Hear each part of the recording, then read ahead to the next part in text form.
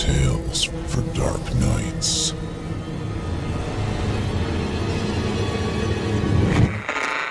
Want to make sure you never miss a Chilling Tales for Dark Nights video again? Be sure to subscribe and hit that bell to turn on notifications. Max Hellier was never able to explain exactly what it was that woke him from his normally deep sleep. He could usually sleep through any disturbance. The room was pitch black, and although there was no light of any sort from the window, a faint bluish glimmer permeated the gloom. It was a weird, pulsating reflection of light, unlike any Hellier had ever seen. Then he noticed that the light was surrounding the reflection of the bedroom door in the mirror on the opposite wall. But it was something else that almost made his heart stop beating. For although he could see nobody beside him in the bed, a quick glance to the side showed a definite indentation of the pillow and the outline of a body beneath the blankets. Even worse, there was a sudden, intense coldness beside him, almost as if he were lying beside a corpse. He glanced in the mirror again and stifled a scream of horror.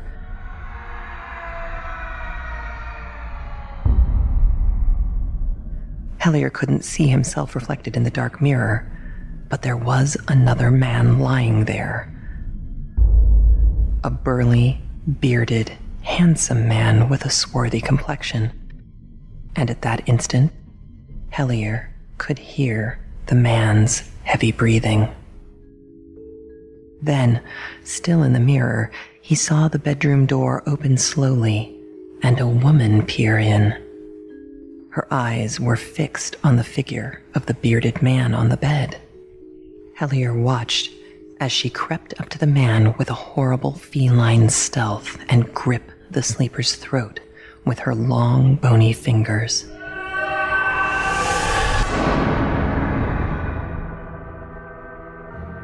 He stared silently at the mirror as she squeezed the last breath of life from the hefty man.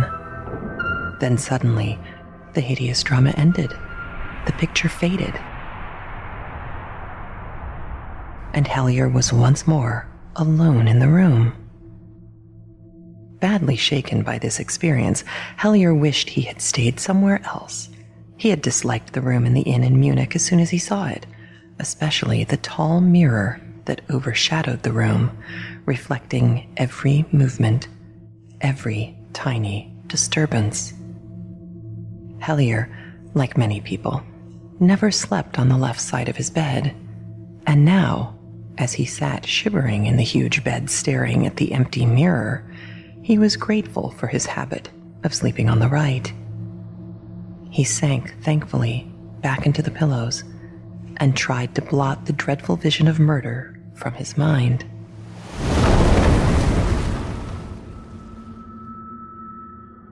In the morning, he was not sure that he had either dreamed the incident or else that his tired brain had run riot.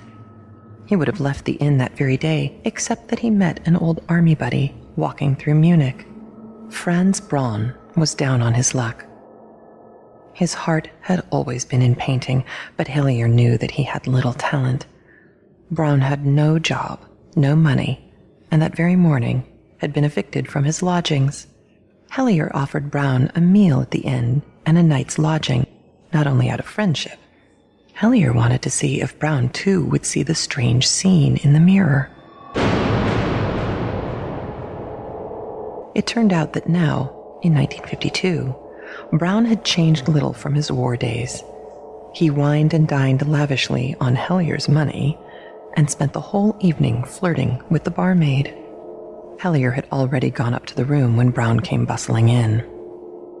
"She had to get back to work," he told Hellier, "so we may as well turn in for the night." Hellier nodded. Braun said, "The girl warned me not to sleep on the left side of the bed. I wonder why." Hellier had not told Braun about the apparitions in the mirror, but Brown was skeptical anyway about supernatural experiences. They settled down to sleep, Brown on the left side of the bed. It was hours later when Hellier woke to find that the room was deadly cold, and in the mirror at the foot of the bed, the bedroom glowed again with that ghostly light. He stared at the reflection. There was no sign of himself or Brown in the mirror, but the form of the heavy, dark-skinned man was once more lying on the left-hand side. Hellier turned to look at the form beside him, but the face on the pillow was that of Franz Brown. Hellier looked back to the mirror, and just as it had on the previous night, the door in the mirror opened slowly. The same gaunt, marble-like face peered in, and with brutish determination, the figure crept towards the bed, its face contorted with malice. The cruel white fingers settled once more on the throat beneath the man's bushy beard.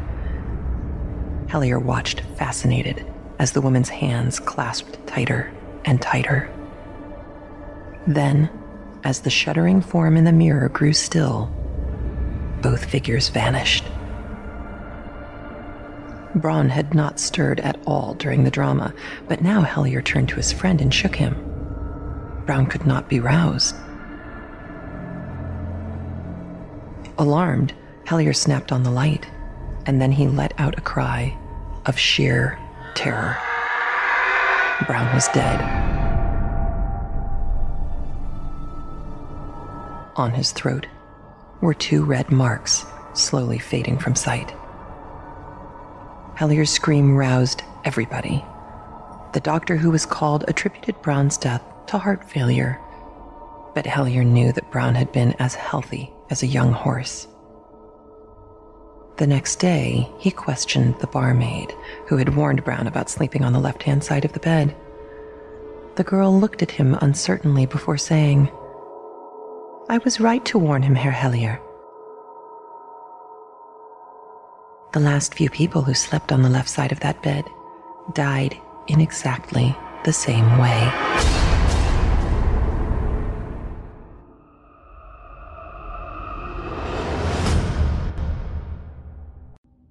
He was dead, the head of a high tribunal, the upright magistrate whose irreproachable life was a proverb in all the courts of France. Advocates, young counselors, judges had greeted him at the sight of his large, thin, pale face, lighted up by 2 sparkling, deep-set eyes, bowing low in token of respect. He had passed his life in pursuing crime and in protecting the weak. Swindlers and murderers had no more redoubtable the enemy, for he seemed to read the most secret thoughts of their minds. He was dead now, at the age of 82, honored by the homage and followed by the regrets of a whole people. Soldiers in red trousers had escorted him to the tomb, and men in white cravats had spoken words and shed tears that seemed to be sincere beside his grave. But here is the strange paper found by the dismayed notary in the desk where he had kept the records of great criminals. It was entitled, "Why?" 20th June, 1851. I have just left court. I have condemned Blondel to death. Now, why did this man kill his 5 children? Frequently one meets with people to whom the destruction of life is a pleasure. Yes, it should be a pleasure, the greatest of all, perhaps. For is not killing the next thing to creating, to make and to destroy? These 2 words contain the history of the universe, all the history of worlds, all that is all. Why is it not intoxicating to kill? 25th June. To think that a being is there who lives, who walks, who runs. A being? What is a being? That animated thing that bears in it the principle of motion and a will ruling that motion.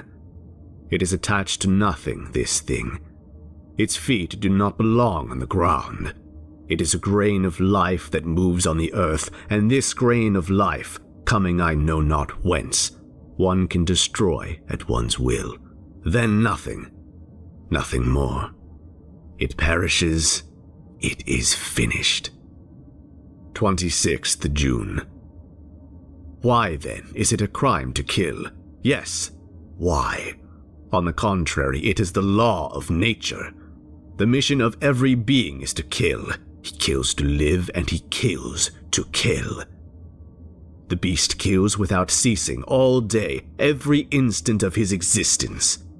Man kills without ceasing to nourish himself.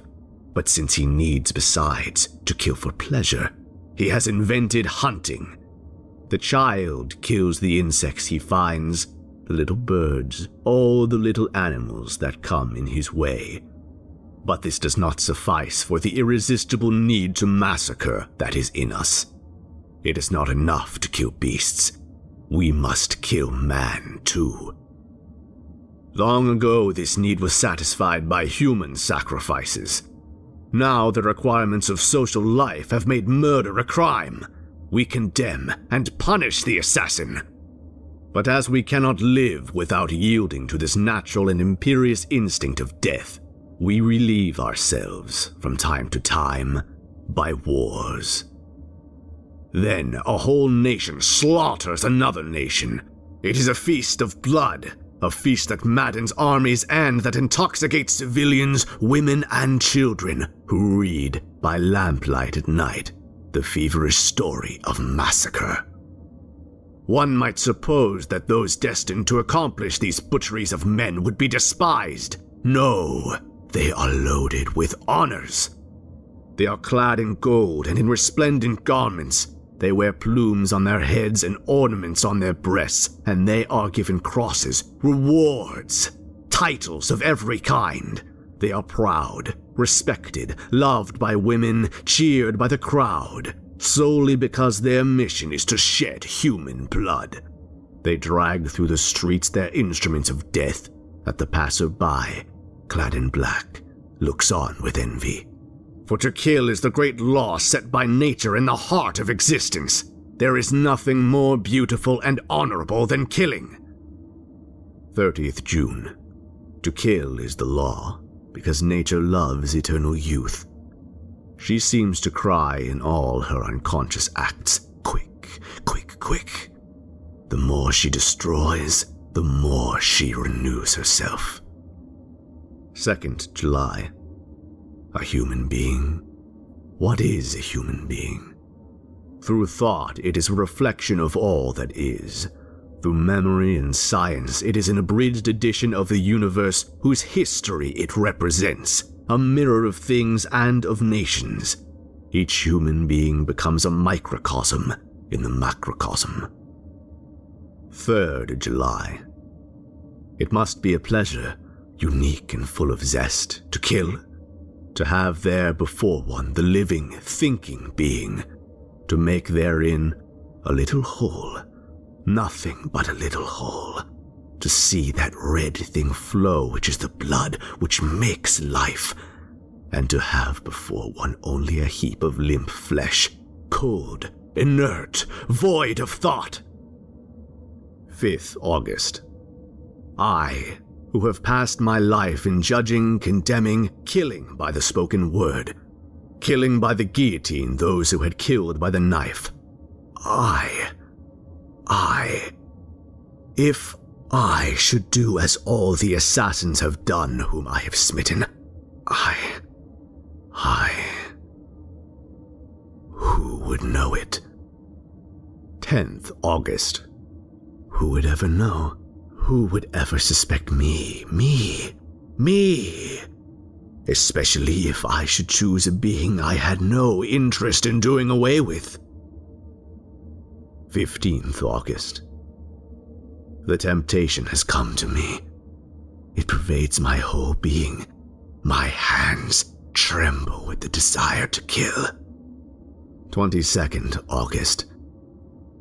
I could resist no longer. I killed a little creature as an experiment, for a beginning. Jean, my servant, had a goldfinch in a cage hung in the office window. I sent him on an errand, and I took the little bird in my hand, where I felt its heart beat. It was warm. I went up to my room. From time to time, I squeezed it tighter. Its heart beat faster. This was atrocious and delicious. I was near choking it, but I could not see the blood.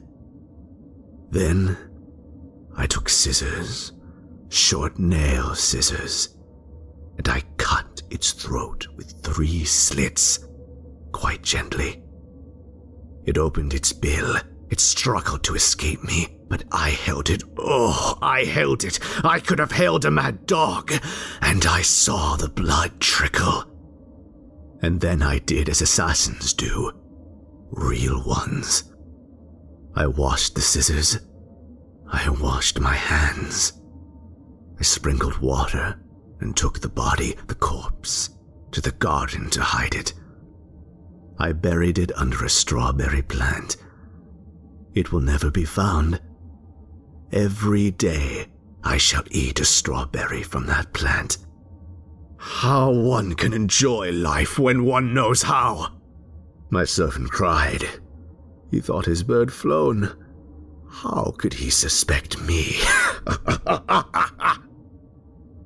25th August. I must kill a man.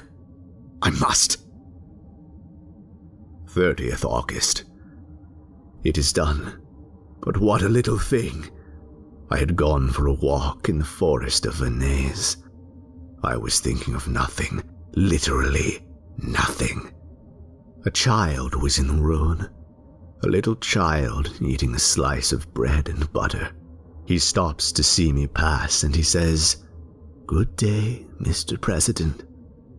And the thought enters my head. Shall I kill him? I answer, "You are alone, my boy?" "Yes, sir." "All alone in the wood?" "Yes, sir." The wish to kill him intoxicated me like wine. I approached him quite softly, persuaded that he was going to run away. And suddenly, I seized him by the throat. He looked at me with terror in his eyes. Such eyes! He held my wrists in his little hands, and his body writhed like a feather over fire. Then he moved no more. I threw the body in the ditch, and some weeds on top of it. I returned home and dined well. What a little thing it was! In the evening I was very gay, light, rejuvenated. I passed the evening at the prefect's. They found me witty, but I have not seen blood. I am tranquil. 31st August. The body has been discovered. They are hunting for the assassin. 1st September. 2 tramps have been arrested. Proofs are lacking. 2nd September. The parents have been to see me. They wept. 6th October. Nothing has been discovered. Some strolling vagabond must have done the deed. If I had seen the blood flow, it seems to me I should be tranquil now. The desire to kill is in my blood. It is like the passion of youth at 20. 20th October. Yet another. I was walking by the river after breakfast, and I saw, under a willow, a fisherman asleep. It was noon. A spade was standing in a potato field nearby, as if expressly for me. I took it. I returned. I raised it like a club, and with one blow of the edge I cleft the fisherman's head. Oh, he bled, this one! Rose-colored blood. It flowed into the water quite gently, and I went away with the grave step. If I had been seen, I should have made an excellent assassin. 25th October. The affair of the fisherman makes a great stir. His nephew, who fished with him, is charged with the murder. 26th October. The examining magistrate affirms that the nephew is guilty. Everybody in town believes it. 27th October. The nephew makes a very poor witness. He had gone to the village to buy bread and cheese, he declared. He swore that his uncle had been killed in his absence. Who would believe him? 28th October. The nephew has all but confessed. They have battered him so. Justice! 15th November. There are overwhelming proofs against the nephew, who was his uncle's heir. I shall preside at the sessions. 25th January. To death, to death, to death! I have had him condemned to death! The Advocate General spoke like an angel! Yet another. I shall go to see him executed. 10th March. It is done. They guillotined him this morning. He died very well, very well. That gave me pleasure. How fine it is to see a man's head cut off! Now, I shall wait. I can wait. It would take such a little thing to let myself be caught. The manuscript contained yet other pages, but without relating any new crime. Alienist physicians to whom the awful story has been submitted declare that there are in this world many undiscovered madmen as adroit and as much to be feared as this monstrous lunatic.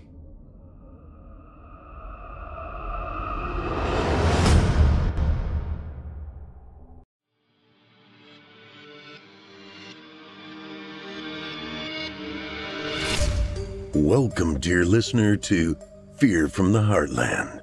I'm your host, Paul J. McSorley. Set aside some moments now and take an adventurous ride on a journey into the psyche of some talented writers. They will dig into your being and titillate you. Oh, I love that word, titillate. While the stories may not all take place in the Heartland, I am delivering them to you from the Heartland. My intention is to strike fear and confusion into the mind, soul, and yes, the heart. This is Fear from the Heartland.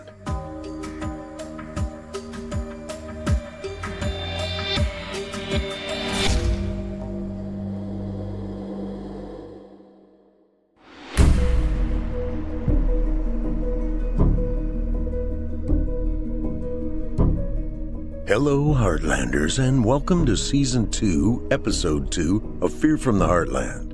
I'm your host, Paul J. McSorley. Ever wonder what it would feel like to be shot out of a cannon? Yeah, me neither. I have wondered what it would feel like to ride in a barrel over Niagara Falls. On October 24, 1901, a 63-year-old school teacher named Annie Edson Taylor became the first person to successfully take the plunge over Niagara Falls in a barrel. One dude took a kayak over the falls, while another a jet ski. Yup, neither lived. By the way, if you survive no matter the method, you're going to jail. That crazy shit is illegal. Speaking of crazy, 2 stories to get the heart racing tonight from Chisto, Healy, and newcomer to Fear from the Heartland, Man with Two Faces. Let's get after it. An ancient coin deposited into a payphone creates a conduit for demons from hell to invade, all to appease a slighted witch. It's circa mid-1980s. 3 kids are all that stand in the way of death and carnage in their beloved hometown. With only their wits at their disposal, never a more trying time shall they ever have to face. Now, for your indulgence, Damned Payphone by Chisto Healy.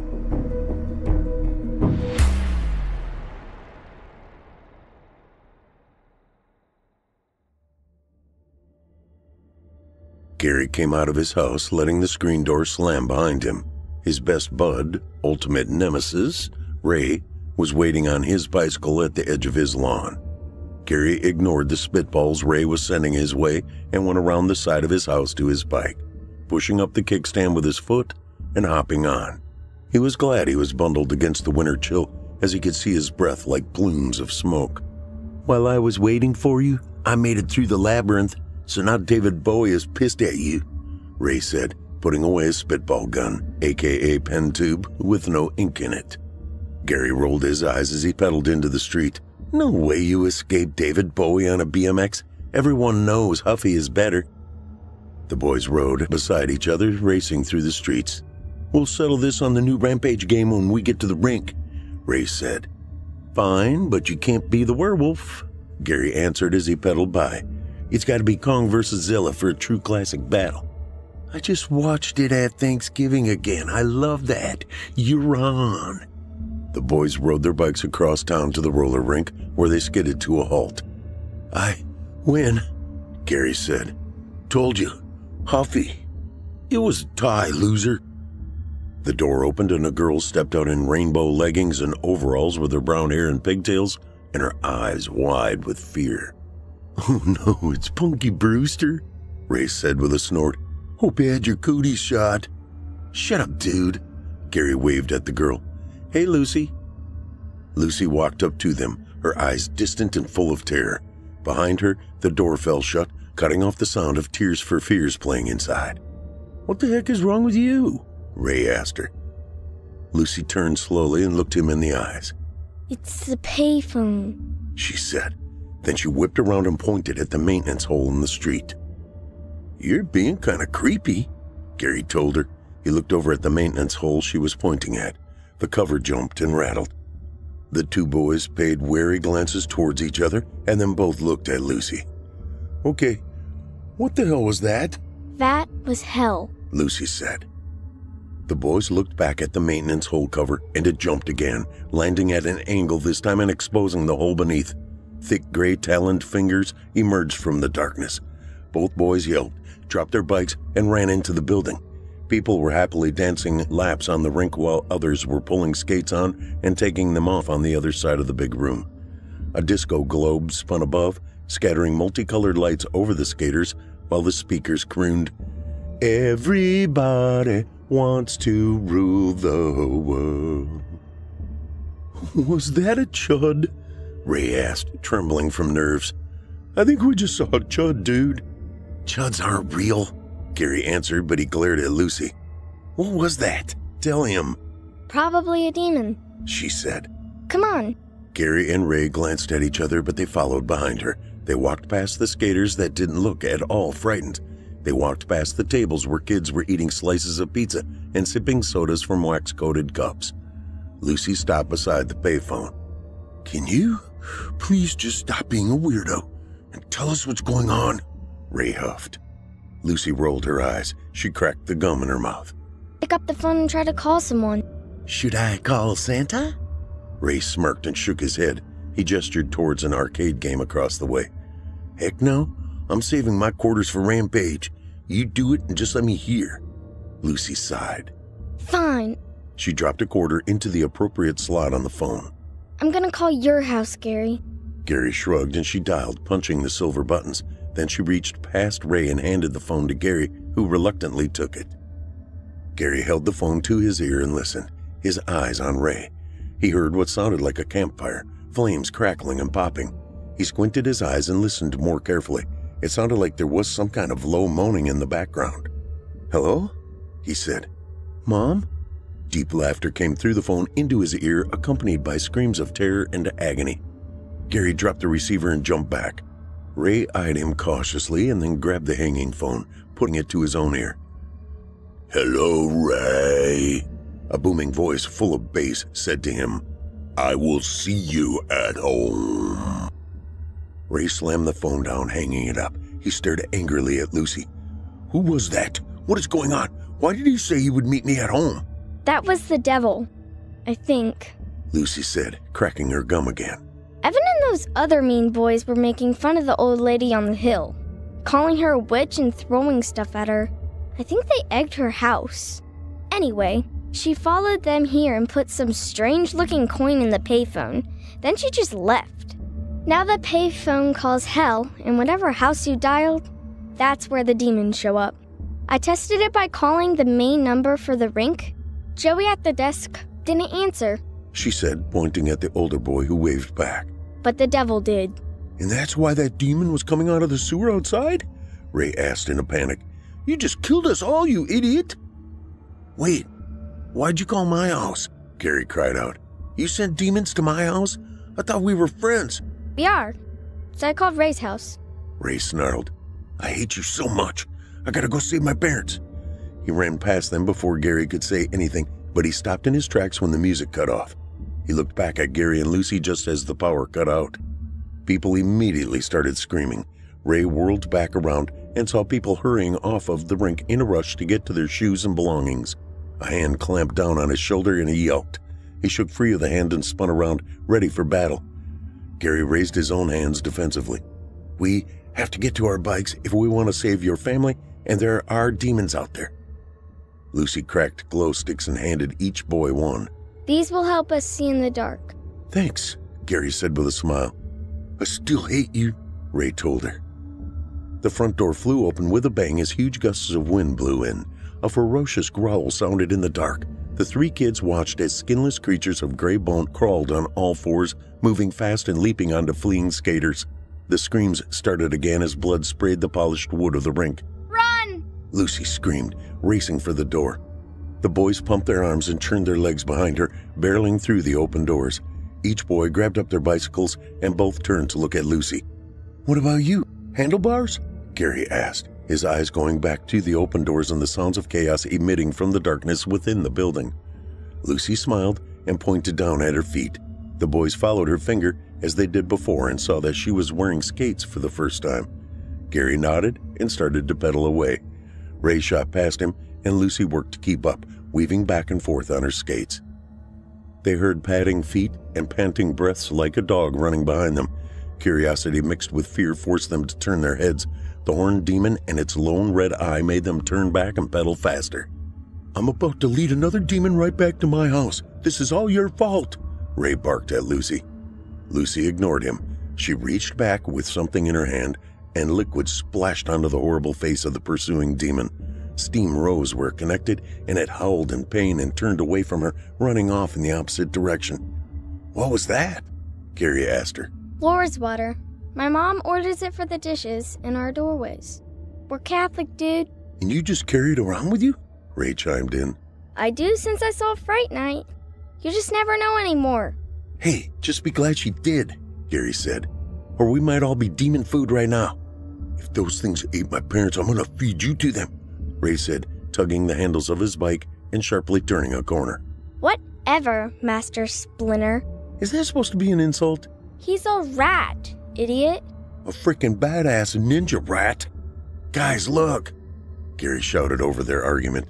He was pointing towards the maintenance hole cover on Ray's block. It was off to the side and the hole was open. That can't be good. Ray pedaled up to the house and jumped off his bike before he even stopped. He ran up the stoop to the door, banging on it. Mom, open up! It's me! You think they'll ever make a cartoon of the Ninja Turtles? Lucy asked Gary. Probably not. It's pretty dark. Keep that holy water ready. A scream sounded inside the house and Ray moaned. He cried out for his mother and pounded on the door some more. I'll try the back, Gary told him. He dropped his bike and ran around the house. Suddenly, the front door came open and Ray was staring into his living room. No one was there to have opened the door. He swallowed a lump in his throat. Mom? Dad? When he got no response, he turned back and looked down the steps at Lucy. She shrugged. I don't think I can get up the steps in my skates. Ray grumbled under his breath, but he knew there was no time to argue, so he turned back and crossed the threshold. The house was dark and quiet. Too quiet. He stepped forward with tentative steps, clutching to the glow stick Lucy had given him. Mom? Dad? Ray made his way to the kitchen, where he saw a note held to the fridge door by a magnet. His mother said that she and his father had gone out bowling with Gary's parents, and dinner was in the refrigerator. He sighed with relief until he heard snarling from behind him. Ray trembled and turned slowly to look.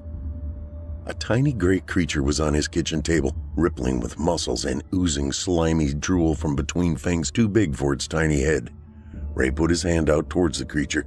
"Easy now," he said, and it lunged, snapping its giant teeth at him and causing him to jump back. "We can talk about this," Ray said, his eyes moving around the room in search of a weapon. He started to back up towards the knife rack on the counter. The creature seemed to sense the threat, and it leaped from the table, jaws wide open and fangs headed for his face. Then something smacked it mid-jump and sent it flying into the wall, or it collapsed to the ground. Gary ran over and beat the thing with a baseball bat until it was just a stain on the kitchen tiles. When he turned around, heaving breaths of adrenaline, Ray was smiling at him. "Hell yeah, Daryl Strawberry. Good thing you never listened to your mom and put your stuff away. Your bat was in the yard. Sit on it," Ray said with a scowl. Lucy rolled into the room behind Gary. Ray threw his arms up. "There are steps back there, too." "They're easier," she said.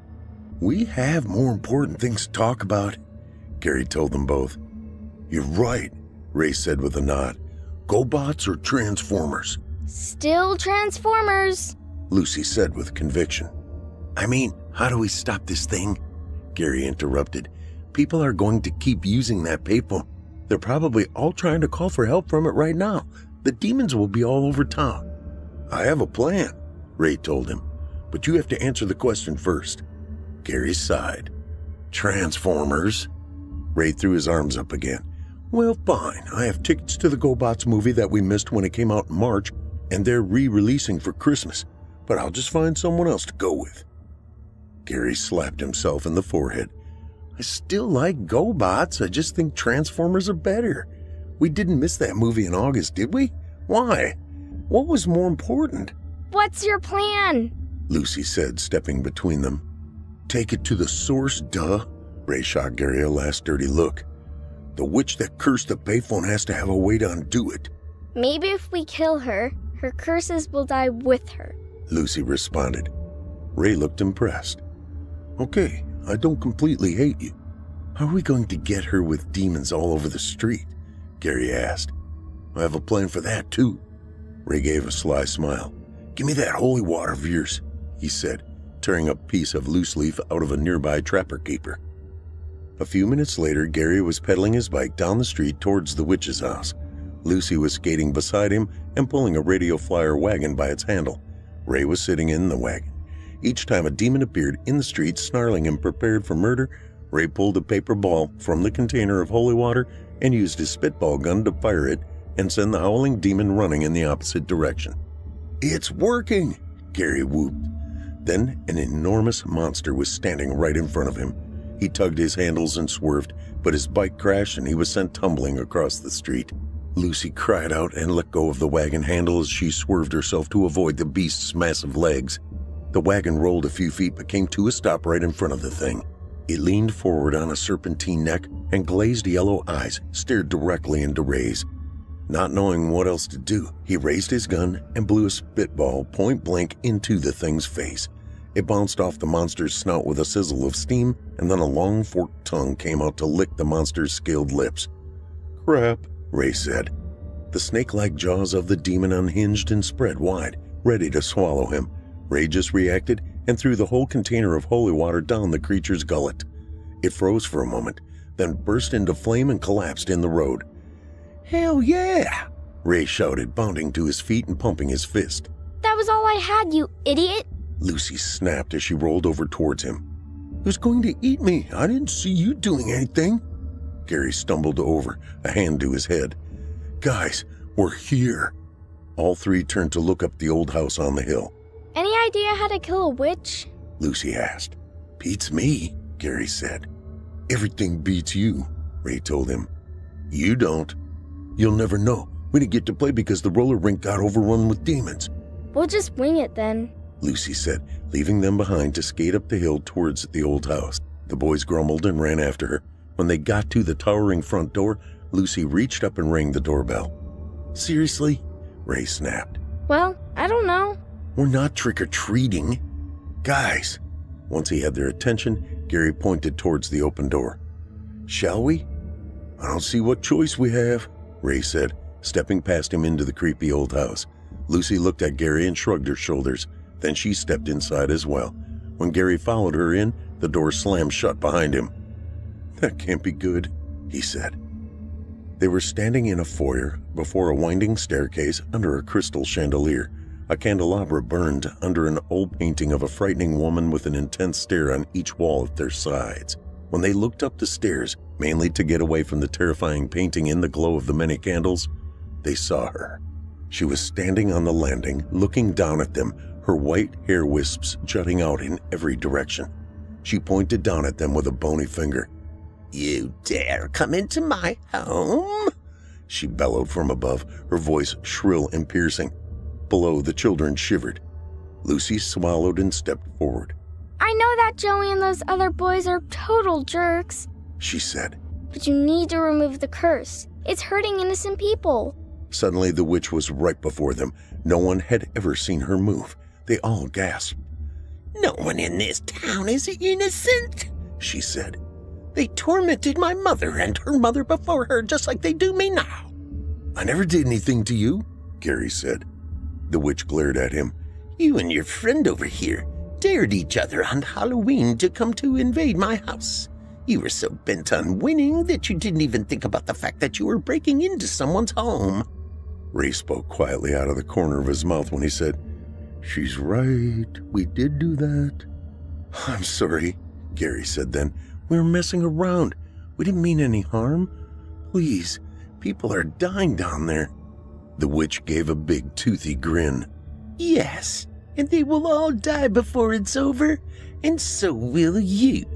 "What was that strange coin you put in the payphone?" Lucy asked her. "It belonged to Charon. He would give it to the dead when they crossed the river Styx." "Like Clash of the Titans," Gary exclaimed. He and Ray high-fived. The witch shot him a stern look and then continued. "It was passed through my family for generations. The coin is a link between our world and the underworld, and now that payphone is the connection." "That's kind of badass, actually," Ray said. When Lucy glared at him, he said, "What? Charon is rad. How do we stop the curse?" Gary demanded to know.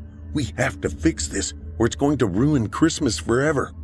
The witch laughed at him. "The only way to stop the curse is to get the coin back, and you won't be able to do that because none of you are ever going to leave this house."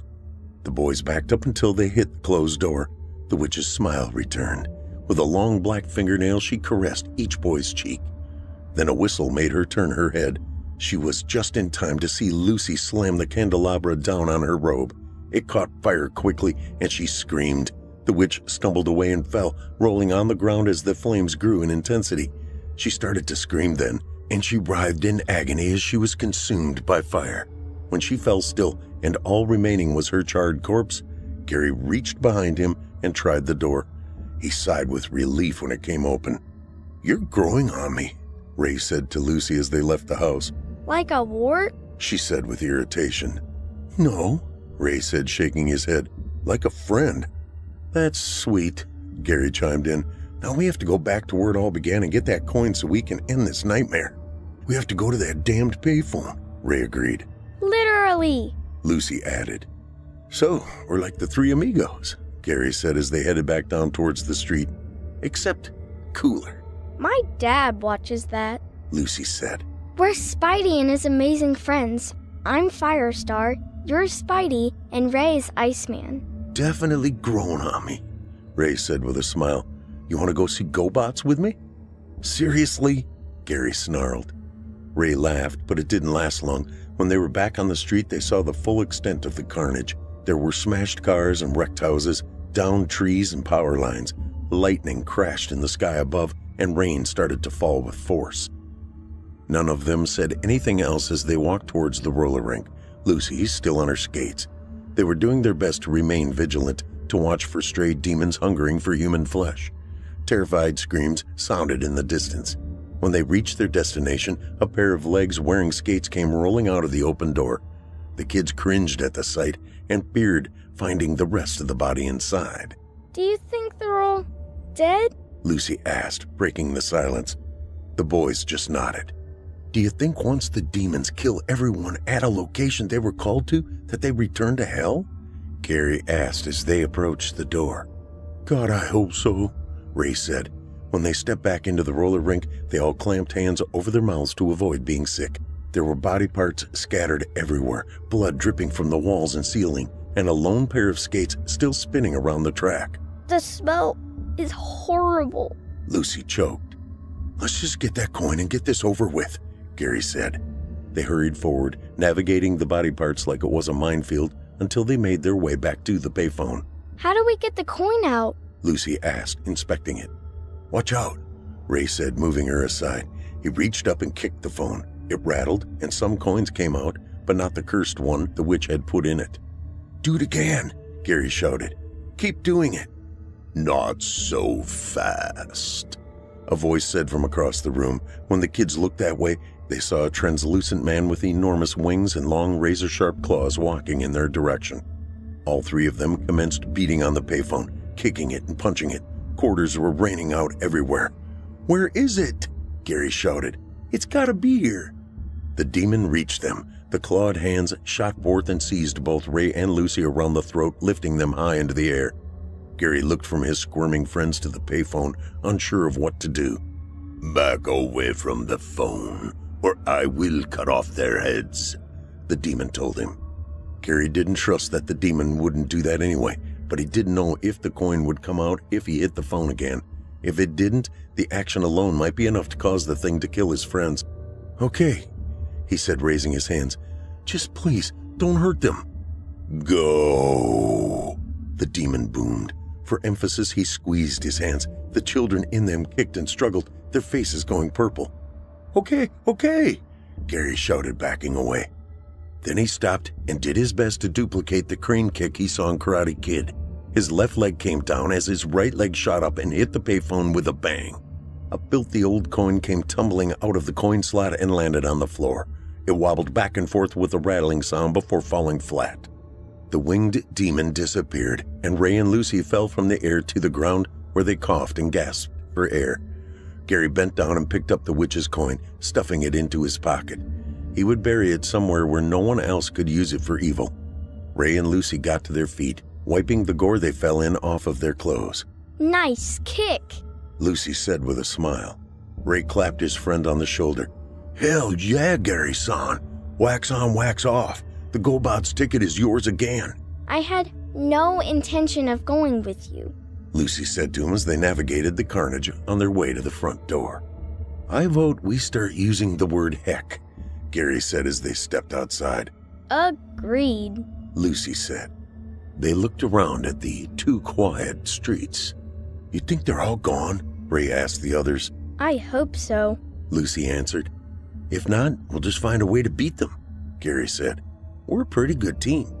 Still not the three amigos, Ray said as they headed down the street. Lucy laughed, and Gary sighed.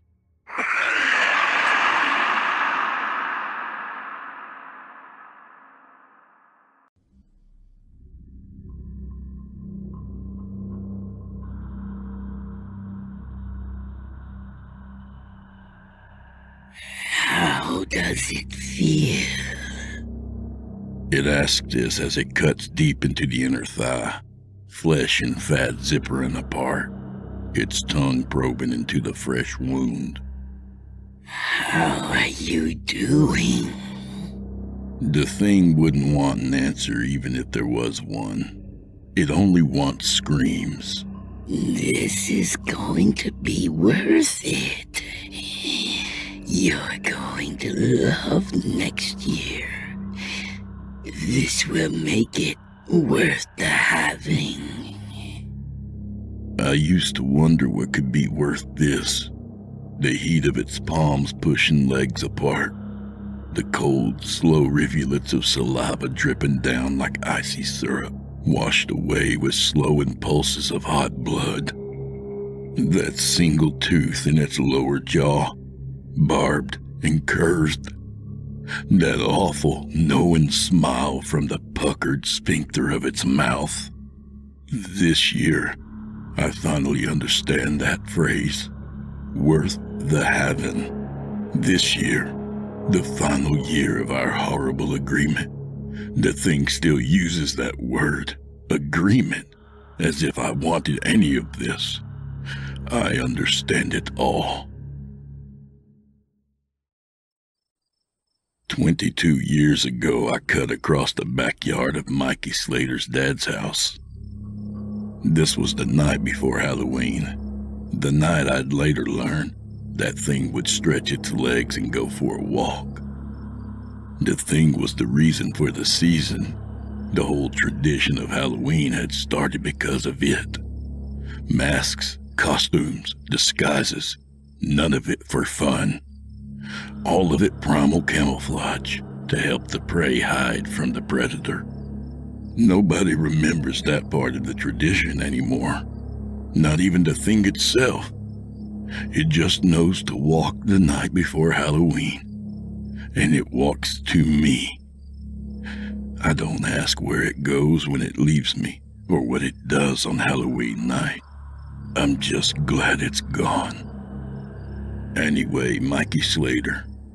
His parents had been divorced a few years, and I treated our hangout like a second home. The other bonus was that it was a quick end around the neighborhood when I needed to get home fast.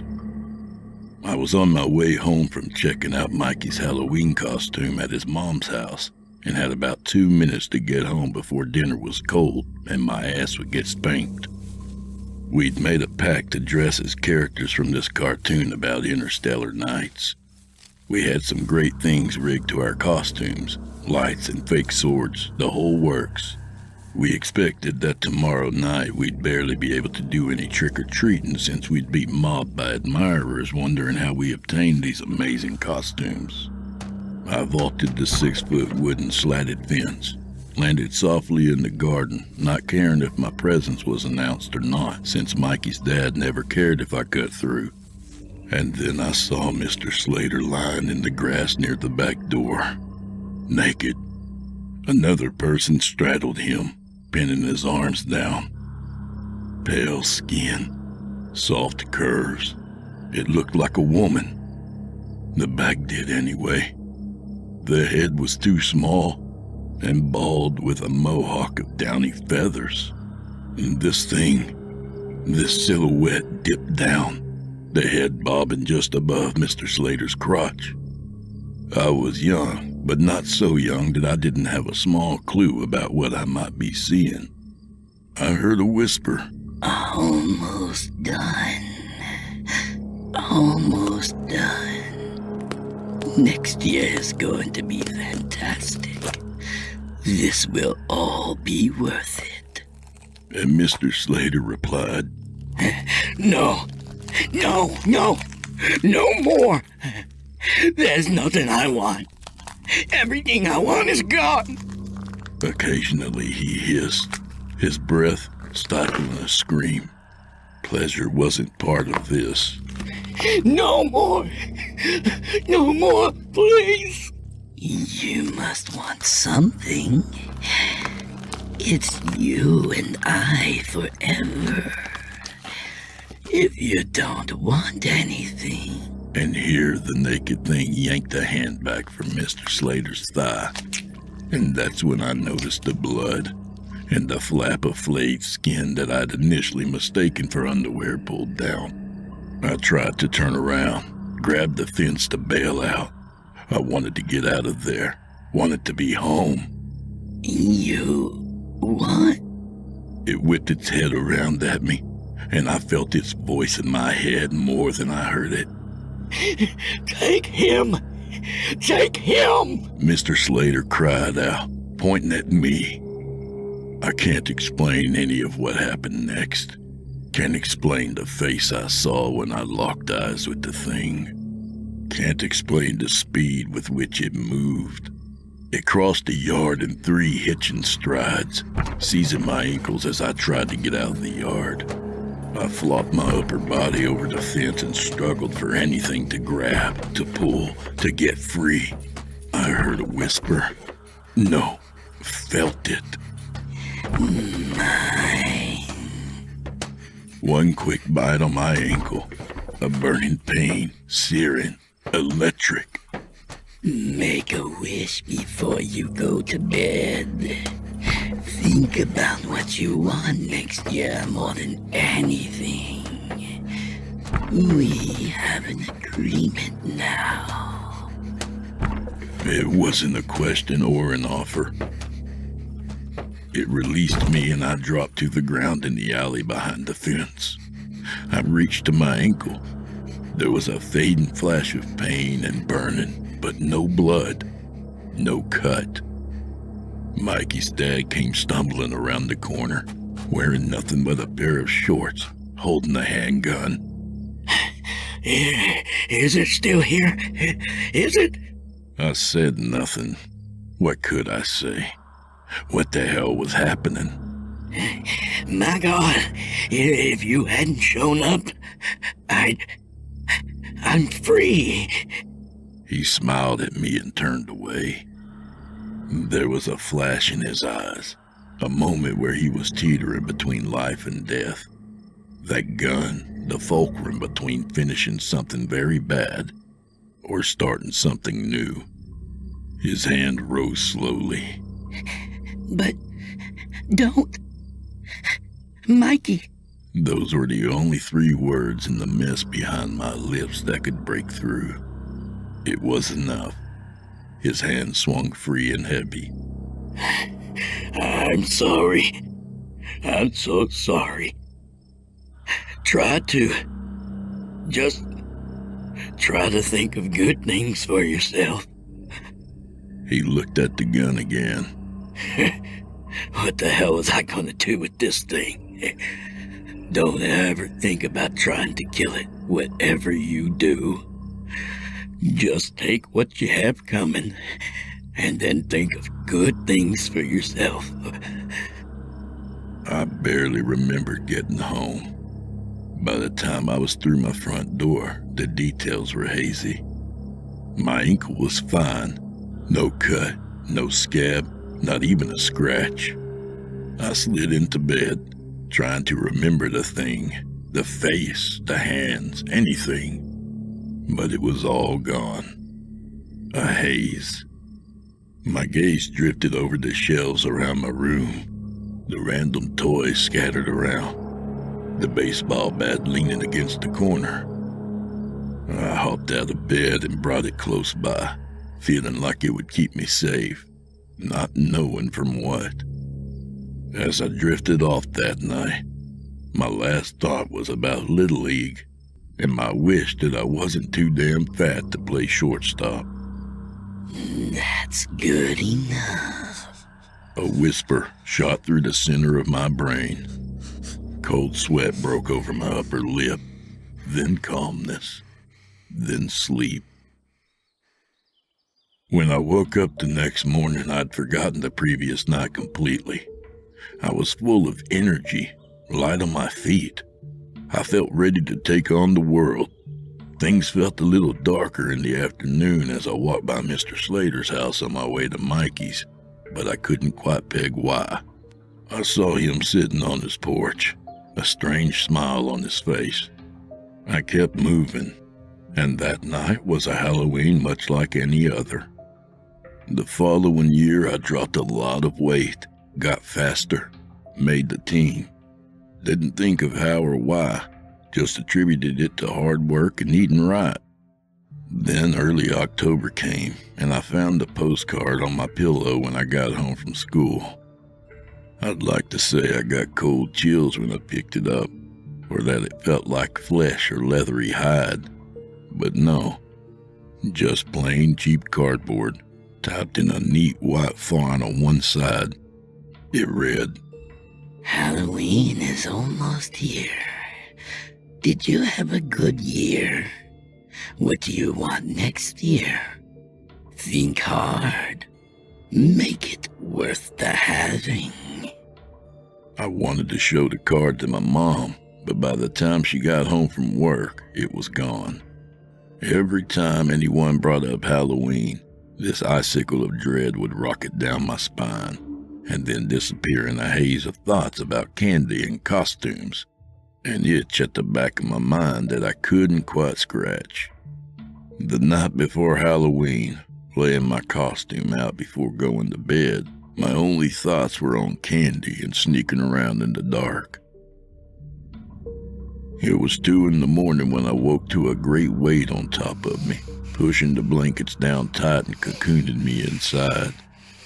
I opened my eyes to see a silhouette, slight shoulders that were a bit too sharp, full breasts that seemed too round, slender arms that pinned me down. It was too dark to see details. I tried to cry out for my parents, but the thing lifted a hand to my mouth, cold, boneless fingers clamping down. The palm spread like cold jelly as the thing drew its hand back, forcing 1, then 2 fingers into my mouth. There was a texture to the bottom of them, something between a snake's belly and octopus suction pads. The whisper in my brain. Have you thought on it? Thought on what? The postcard I send. What you want for next year. Who are you? It doesn't matter who I am.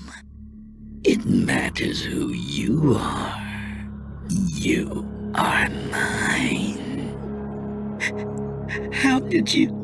Just as you hear me in your mind, I hear you in mine. You are mine. What does that mean? It means you are mine. I felt the thing rock down with its pelvis, grind into my stomach.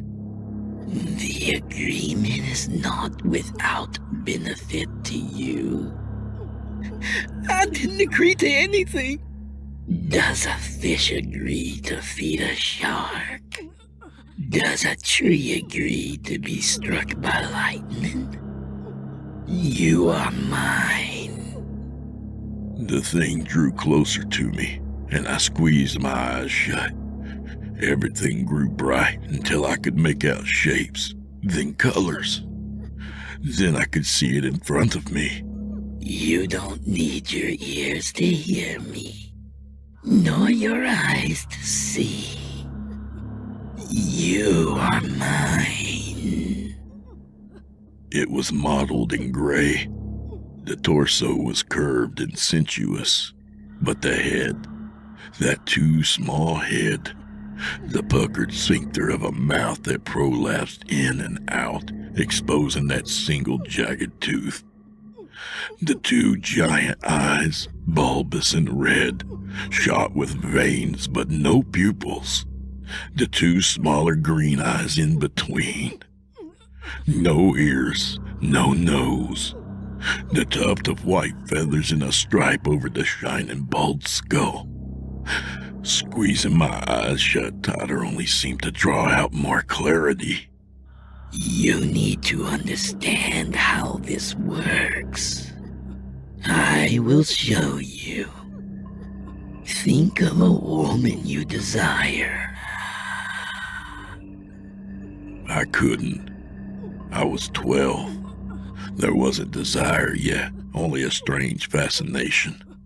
An occasional stern if I saw a woman on TV in a swimsuit, or that time I sneaked a peek at my dad's private magazine collection. The thing on top of me changed. Hair grew. The head filled in. The face melted and morphed into the perfectly sculpted features of that lady from Beach Patrol who had just done the cover shoot for Playboy. Bronze skin, swaying breasts, a sculpted collarbone, skin coated in a sheen of sweat, just as I'd seen her in the centerfold. Better. It hadn't changed the feeling of the fingers in my mouth, cold like snails, twitching and probing around my tongue. Every year on this night, I'm going to find you. I must feed. In exchange, you will tell me something you want, And over the course of the next year, you shall have it. But I don't want. You are. And the fingers extended slowly, pushing against the back of my throat, gagging me. Mine. Understand it. Tell me your desire. Make it worth the having. I want you to leave me alone. Not part of the bargain. Not your place to ask. You are mine. The fingers pushed deeper still until I could feel them sliding down into my throat. I couldn't breathe. Instinct kicked in and I began to thrash. I needed to escape. I bit down hard on the fingers, breaking the skin. Cold, peppery ichor oozing into my mouth. The thing didn't draw back. It moaned, reached up with its other hand and caressed itself. More. It pushed hard on my mouth, wanting me to bite. I let my jaw go slack. It sighed, the kind of sigh I was too young to understand as sexually frustrated, and its fingers pulled back. I felt my lungs suck in air. I thought I was going to die. Thoughts of school crossed my mind. Thoughts of family trips I'd never get to take. I'd never get to see Disney World. Is that something you desire? I nodded in spite of myself. The thing on top of me slowly morphed back to its original form, spinning around on my body so I could only see its back. I felt it pulling at the sheets covering my feet. I want you to think harder next year. Make it good. Make it worth the having. This is scarcely worth a toe, let alone two. What? And I felt the cold fingers of one hand clamp down on my ankle, while the other fingers slithered down between my toes, constricting them, spreading them apart.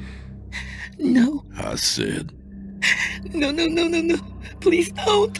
Next year you will remember this and understand what it means when I say, make it worth the having. Its head lowered and its lips wrapped around my big toe. It sucked once, twice, then clamped down with a force I can't describe.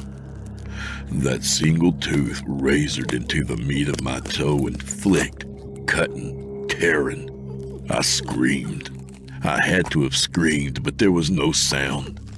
I could feel the blood pumping out of my toe, feel the vibrations of serrated tooth on bone, clamping, twisting, pulling, until it was all electricity and cold air.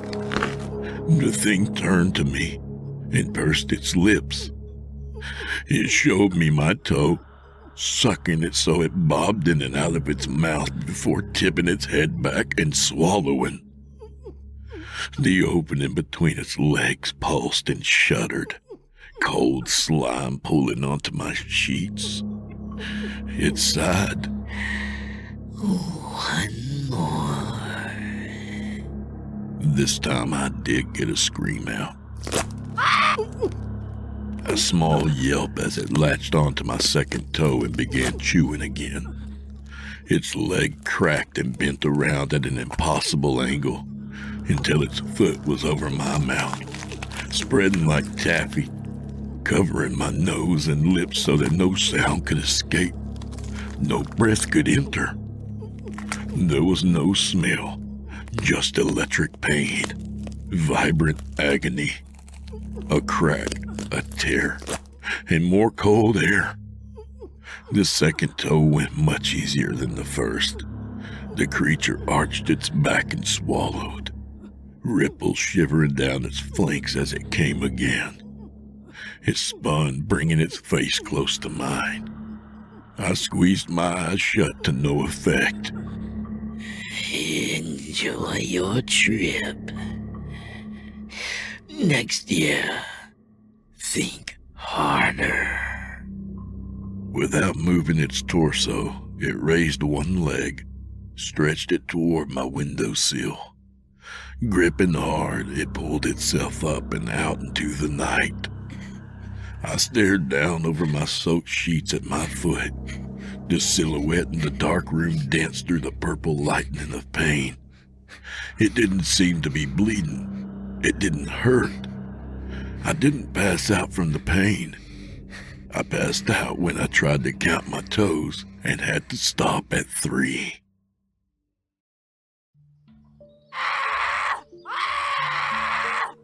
I awoke screaming as I felt someone shaking my shoulder. Unbidden, I saw that face, round and leathery and purple, hovering inches from mine. Honey, it's okay.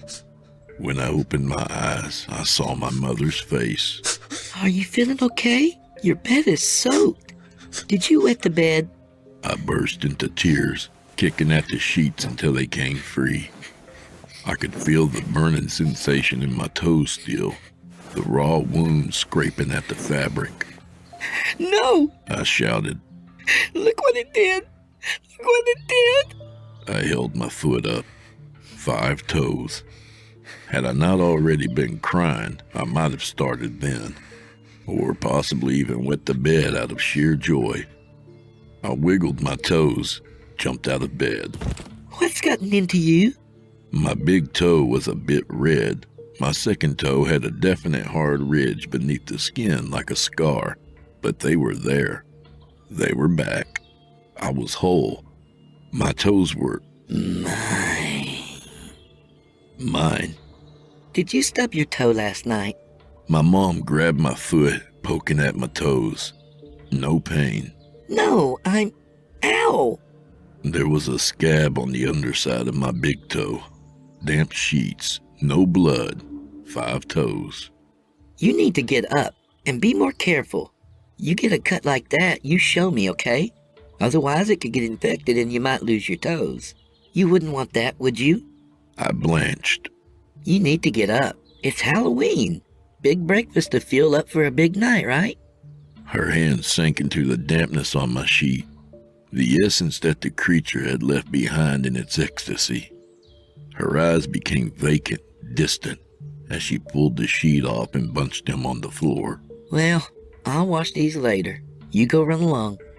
She absently licked at her fingers as she left. By the time I made it downstairs for breakfast, I'd forgotten about my aching toes. By the time I was out the door, my sheets were in the wash and my mind was on Halloween. The events of the evening never returned to traumatize me. I don't remember much of the school year that followed, but I remember our vacation. The best we had ever had as a family. I remember years later my parents telling me that the trip had been a new beginning for them, bringing them out of a rough patch that I had been blissfully unaware of. The next year, when Halloween drew close, I got another card, this time in my lunchbox at school. Matte black, bearing only the reminder. Make it worth the having. Reading those words instantly sent a spasm of pain through my foot and up my spine. I couldn't see the creature in mine, but it was omnipresent. That assault, that pain, and the reward it brought. The night before Halloween that year, I asked if I could sleep in my parents' room, and as soon as the question left my mouth, a whisper buzzed through my brain.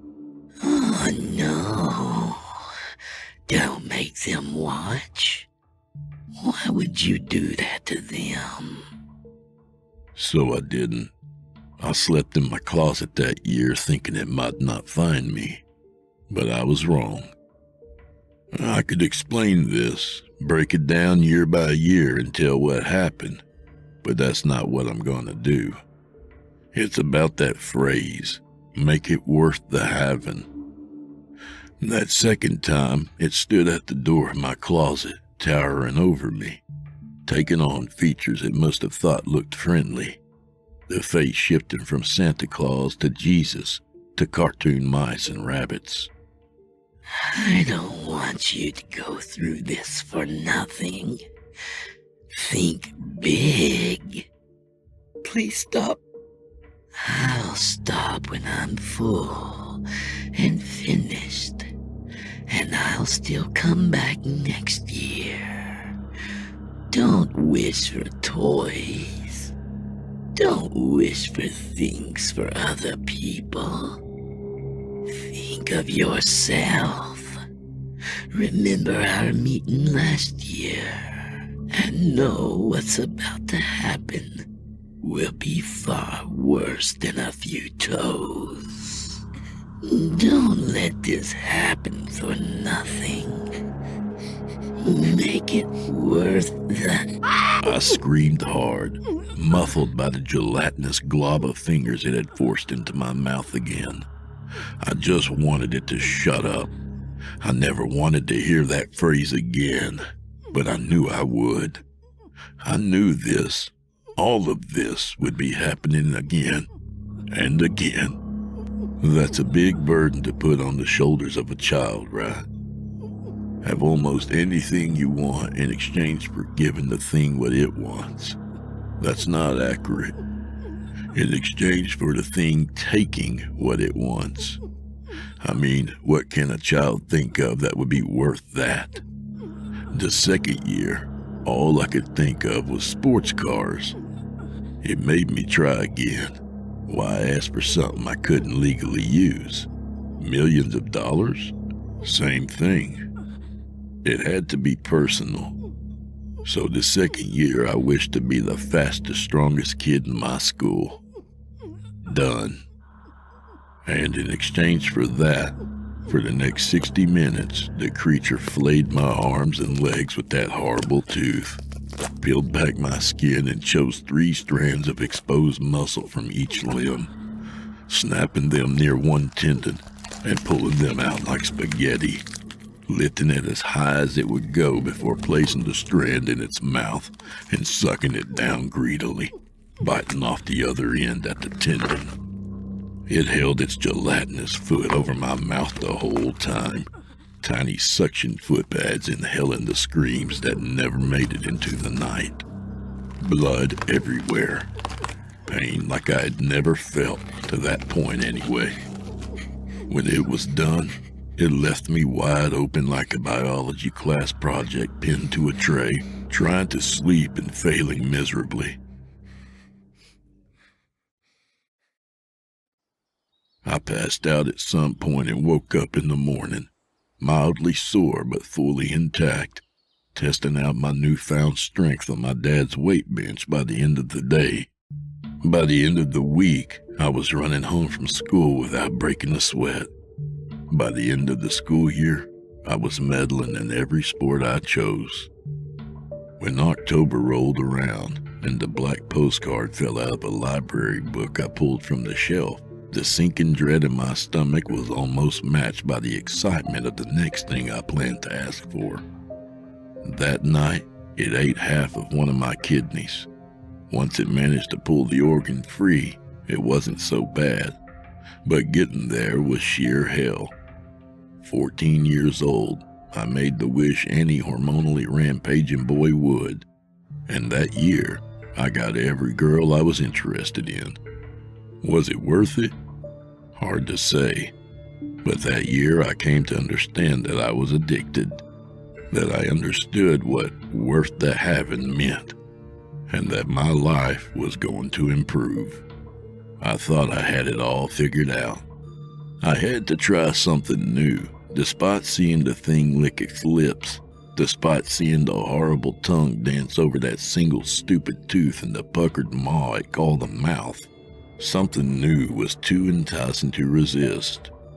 Year by year, piece by piece, I was going to become a better man. Everything that's happened in my life is a bit of a blur, but not those nights.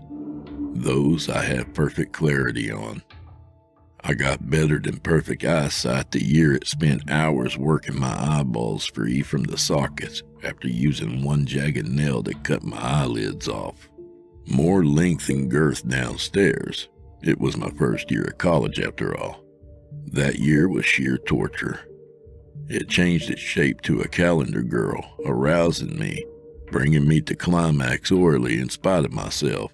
The soft, supple features of the woman's body betrayed the cold, slimy oatmeal feeling of the thing's mouth and throat. And then came the pain. My member first peeled like a raw potato with that single hooked tooth. Then the soft tissue torn free. Then the tongue probing into the open wound at my crotch until my testes were pulled free from my body and eaten. No, nibbled. Held daintily between thumb and forefinger with pinky extended until they were gone. That night I was on a camping trip, so the thing didn't even need to muffle my screams, and I obliged it until I was choking on my own vomit and my throat was raw. Physically, I was fine the next day, but it took me a few weeks to get the feeling of it all out of my mind. Once I did, I quickly developed a reputation as big man on campus in every way imaginable. By the end of the year, every woman worth having knew my number. After college, my life became career-oriented. Real estate, stock market, passive income. I wanted to be rich while having as much free time as possible to research, because I needed to know how to finish this thing. Mikey's dad, all those years ago, had simply begged the creature to stop, and when it saw me, it did. I asked it one year if I could do the same thing. It only replied, "You are mine." I researched it through college and beyond, and when I had enough money to hire people, they researched it too.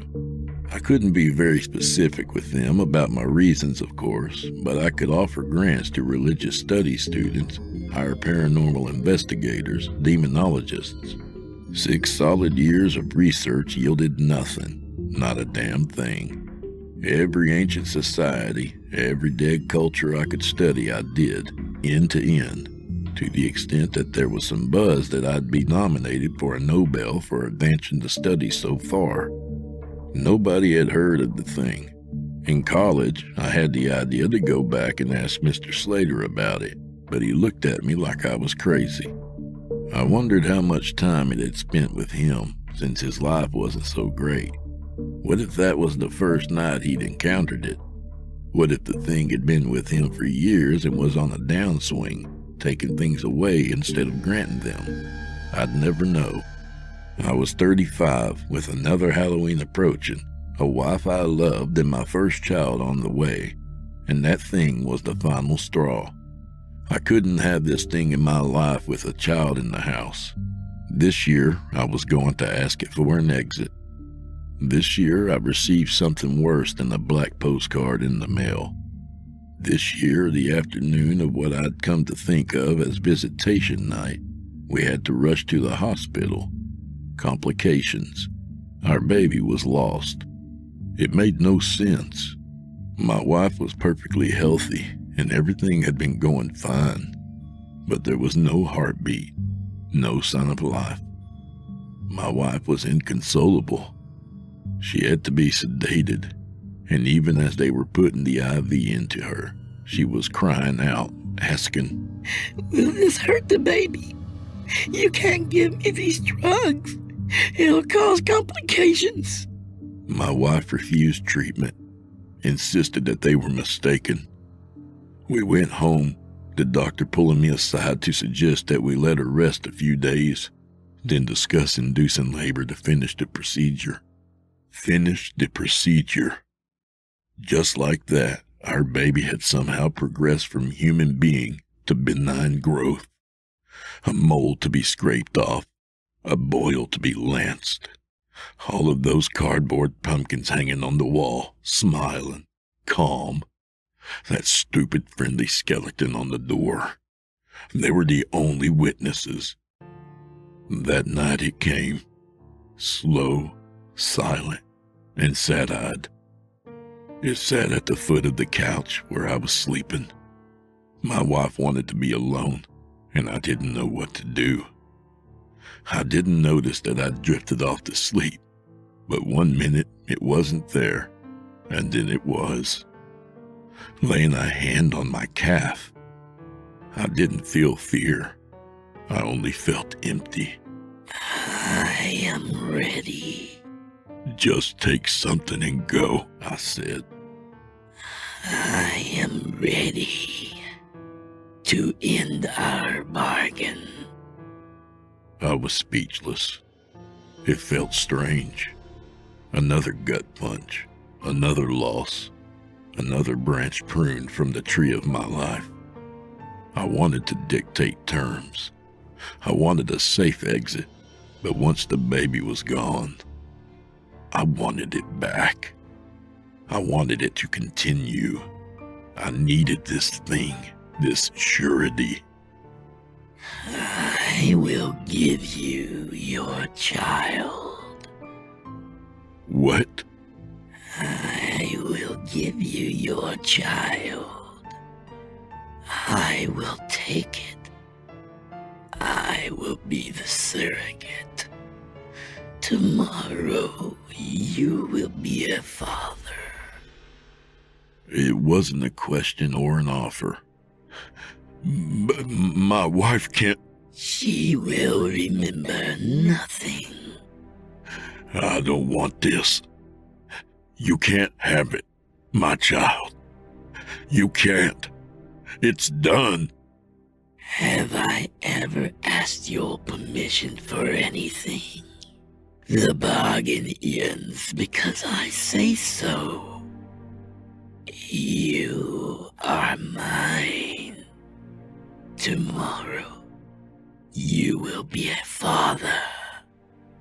It led me to the bedroom, made me open the door, made sure my wife...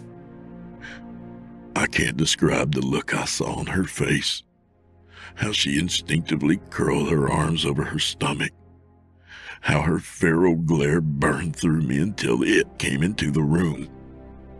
Then she froze and softened and looked at me, her lower jaw working, trying to get out a question, to ask me what was happening. It mounted her, stretching its arms out and wrapped those rubbery cold fingers around her wrists, pinned her legs down, didn't bother to cover her mouth because there was nobody to disturb with her screams. All I could do was watch, and I knew what it felt like. I knew exactly what she was going through. I chuckled in spite of myself that she'd never be able to hold the pain of this childbirth over my head. That single tooth tore her nightshirt open.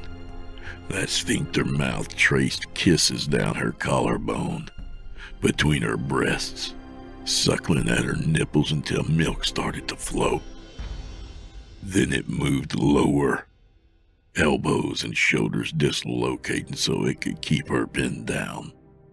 Not that she was fighting at this point, only staring at me with wide eyes, panting for air until the thing's mouth reached her thighs.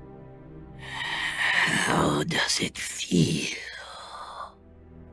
It asks this as it cuts deep into the inner thigh, flesh and fat zippering apart, its tongue probing into the fresh wound. How are you doing? The thing wouldn't want an answer even if there was one. It only wants screams. This is going to be worth it. You're going to love next year. This will make it worth the having. Its head stretched thin, narrowing impossibly at the mouth, the entire face a tubular beak, a hard proboscis that poked at her vulva until it found its way inside. She screamed then, my wife. I couldn't do nothing but watch it root, the heat of its palms pushing her legs apart, The cold, slow rivulets of saliva dripping down her sides like icy syrup, washed away with the regular and slow pulses of her hot blood. That single tooth in her lower jaw, barbed and curved. That awful knowing smile from the pucker of its mouth as it comes up for air, slowly retracting its head to stare at me. Neck bent round the wrong way, slime coating its face. It made that hideous ring mouth into an imitation of a smile. It's a boy.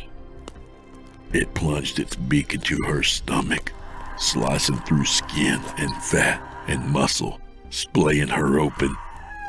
Cold gray slime oozed down her, mixing and pulling with her blood. That ringing in my ears isn't ringing. It's her screaming for the baby, screaming my name, cursing me, even as it lowered its face to her flayed abdomen and forced its head inside. Its back lurched up once, twice, as if taking great gulping swallows, and then it came, orgasmic shudders rippling through its spine as it straightened and stood up from the bed, staring at me, one hand cupping its swollen belly. It caressed my cheek, pushed a finger inside my mouth, pressed until my knees buckled. It lowered me onto the bed beside my wife. Tears streamed from her eyes, her organs warm and wet against my stomach. I reached out to her, stupidly, tried to cradle her in my arms. The thing stood above us and arched its back, convulsing, straining, eyes swelling until the veins that laced them burst and bloody tears flowed. It straddled her, crouching lower and lower until it positioned its vagina above my wife's open torso. It pushed until it came, until a child came. A membranous sac slid out of its dilated opening and landed inside my wife. I saw through the pale pink membrane its face, calm and serene, sleeping. I woke to her screams, my wife clutching my arm and saying, It's time! Holy shit, it's time! They were wrong! My water broke! Do you feel it? I climbed from the bed, soaked, but not in her blood, but amniotic fluid. Aside from that, the sheets were clean in a way my memory could never be. And we drove to the hospital, and I strode through the doors like a champion, pushing her wheelchair through the throng gathered there. I stared at the confused faces of the nurses and doctors and told them it was time. They checked signs. They double-checked charts. They made me sign waivers promising not to sue over all the stillbirth confusion. These things happen sometimes. We will, of course, be paying you for your pain and suffering in exchange for... I told them to shut the fuck up and do their job. We could discuss it later. There would be a later. There would be a rest of our lives, and that's all that mattered. You are all that mattered. Our son. My son. Mine. I'm telling you all of this now before you understand it, because I never want you to hear it again. I never want you to know about any of this. It's gone. It's gone and it won't come back. It always keeps its promises. You're in my arms with your perfect eyes, your ruddy cheeks, and I love you. More than anything. More than everything.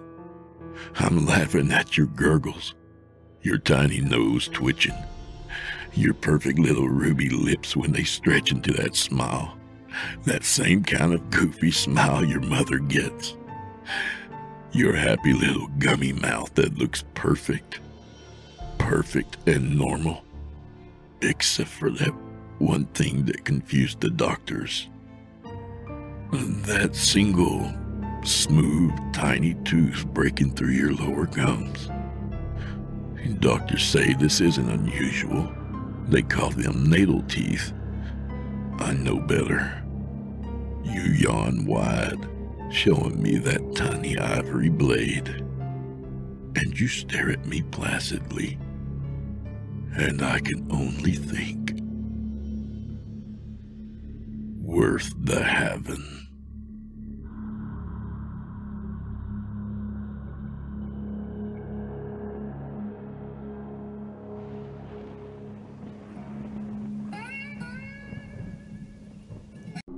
One. Torches flared murkily on the revels in the mall, where the thieves of the East held carnival by night. In the mall, they could carouse and roar as they liked, for honest people shunned the quarters, and watchmen, well paid with stained coins, did not interfere with their sport. Along the crooked, unpaved streets with their heaps of refuse and sloppy puddles, drunken roisterers staggered, roaring. Steel glinted in the shadows where wolf preyed on wolf, and from the darkness rose the shrill laughter of women, and the sounds of scufflings and strugglings. Torchlight licked luridly from broken windows and wide-thrown doors, and out of those doors stale smells of wine and rank, sweaty bodies. Clamor of drinking jacks and fists hammered on rough tables. Snatches of obscene songs rushed like a blow in the face. In one of these dens, merriment thundered to the low, smoke-stained roof, where rascals gathered in every stage of rags and tatters, furtive cut-purses, leering kidnappers, quick-fingered thieves, swaggering bravos with their lewd wenches, strident-voiced women clad in tawdry finery, native rogues with a dominant element, sly-eyed Zamorians with daggers at their girdles and guile in their hearts. But there were wolves of half a dozen outland nations there as well. There was a giant Hyperborean renegade, taciturn, dangerous, with a broadsword strapped to his great, gaunt frame. For men wore steel openly in the mall. There was a Shemitish counterfeiter with his broad nose and curled blue-black beard.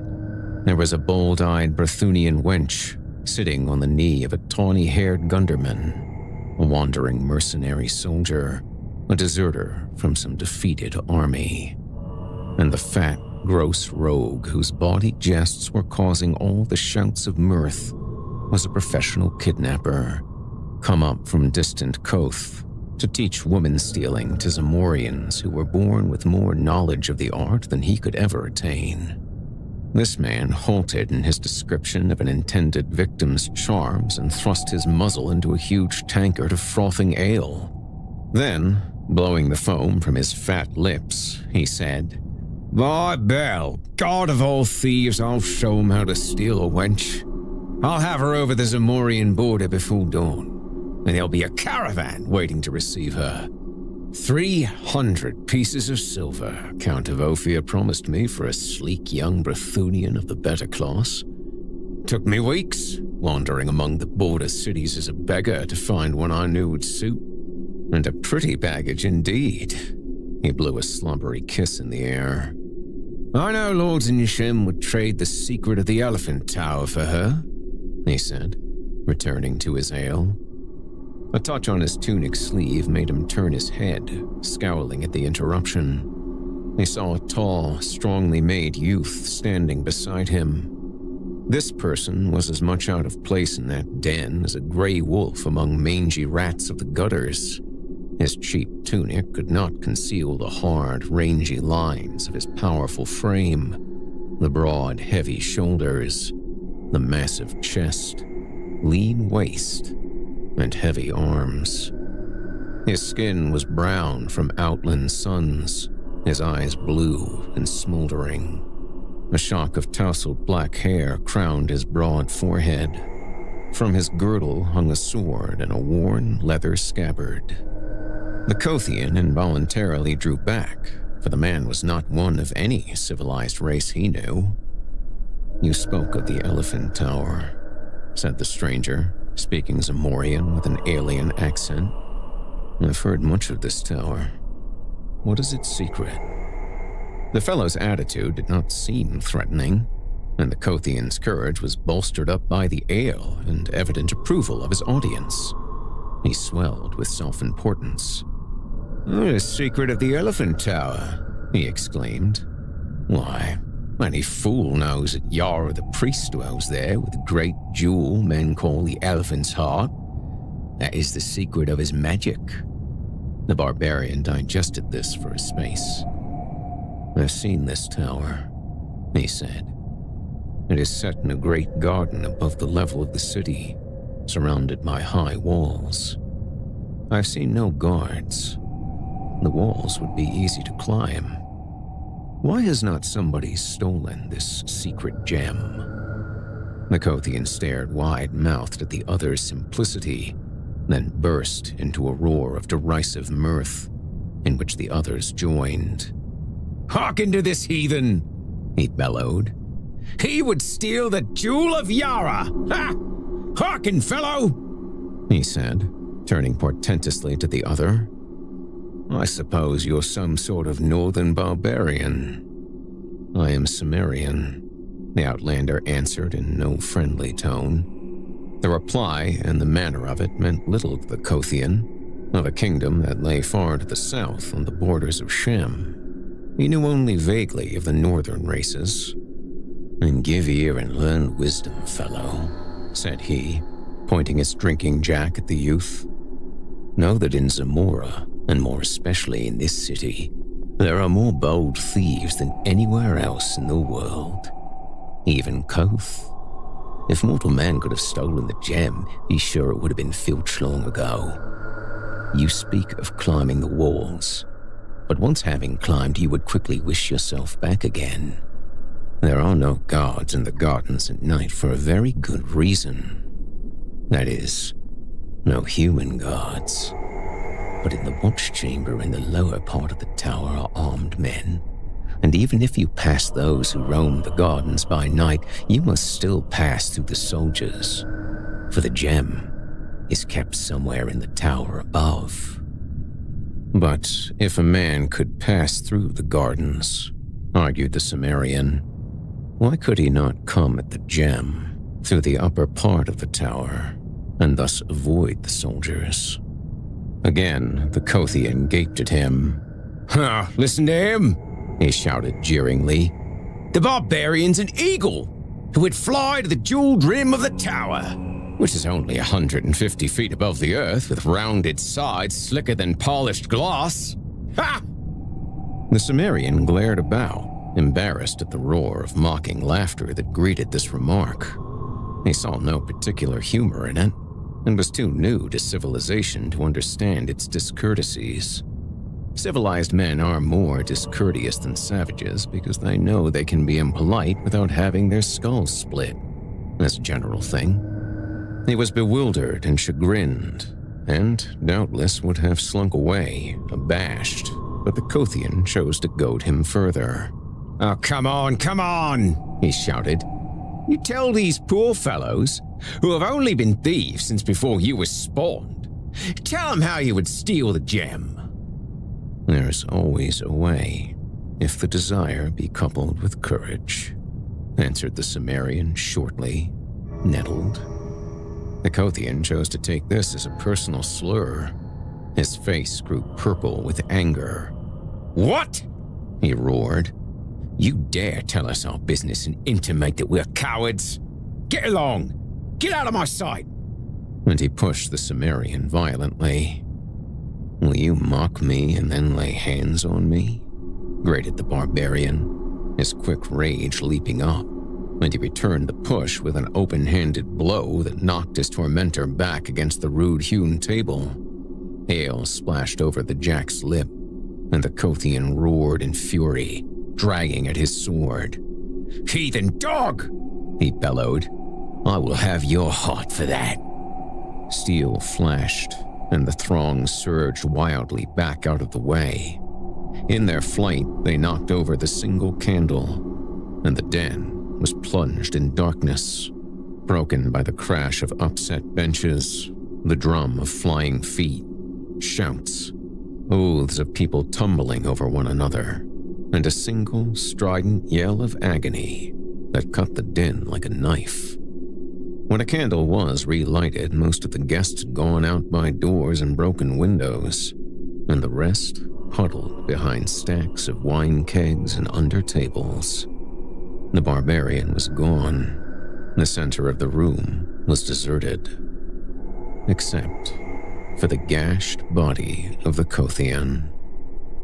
The Cimmerian, with the unerring instinct of the barbarian, had killed his man in the darkness and confusion.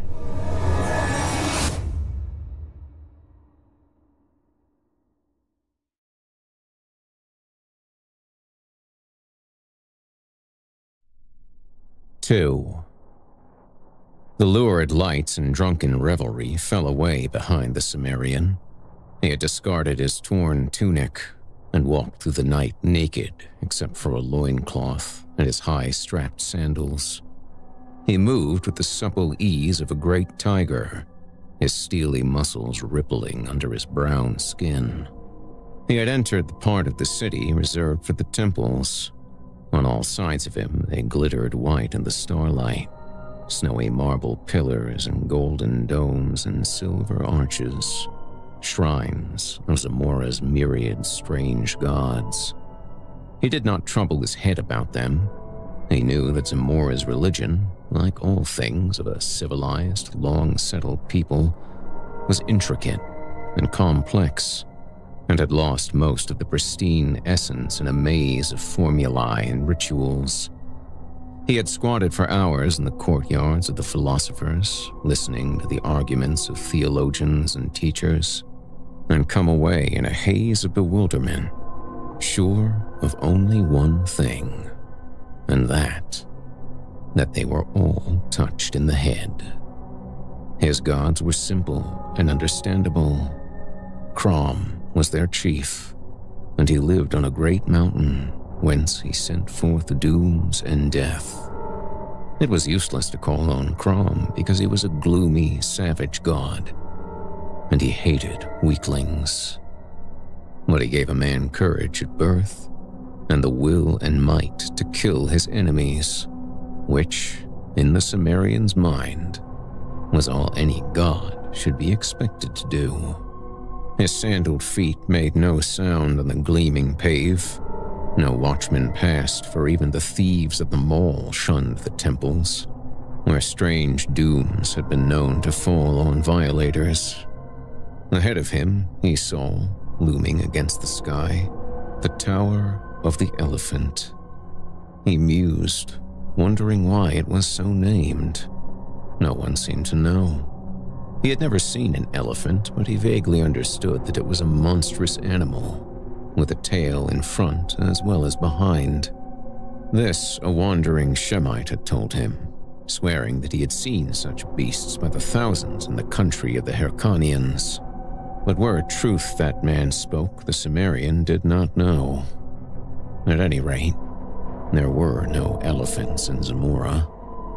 The shimmering shaft of the tower rose frostily in the stars. In the sunlight, it shone so dazzlingly that few could bear its glare, and men said it was built of silver.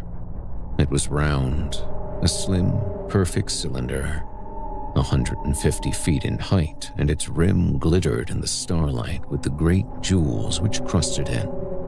The tower stood among the waving exotic trees of a garden raised high above the general level of the city.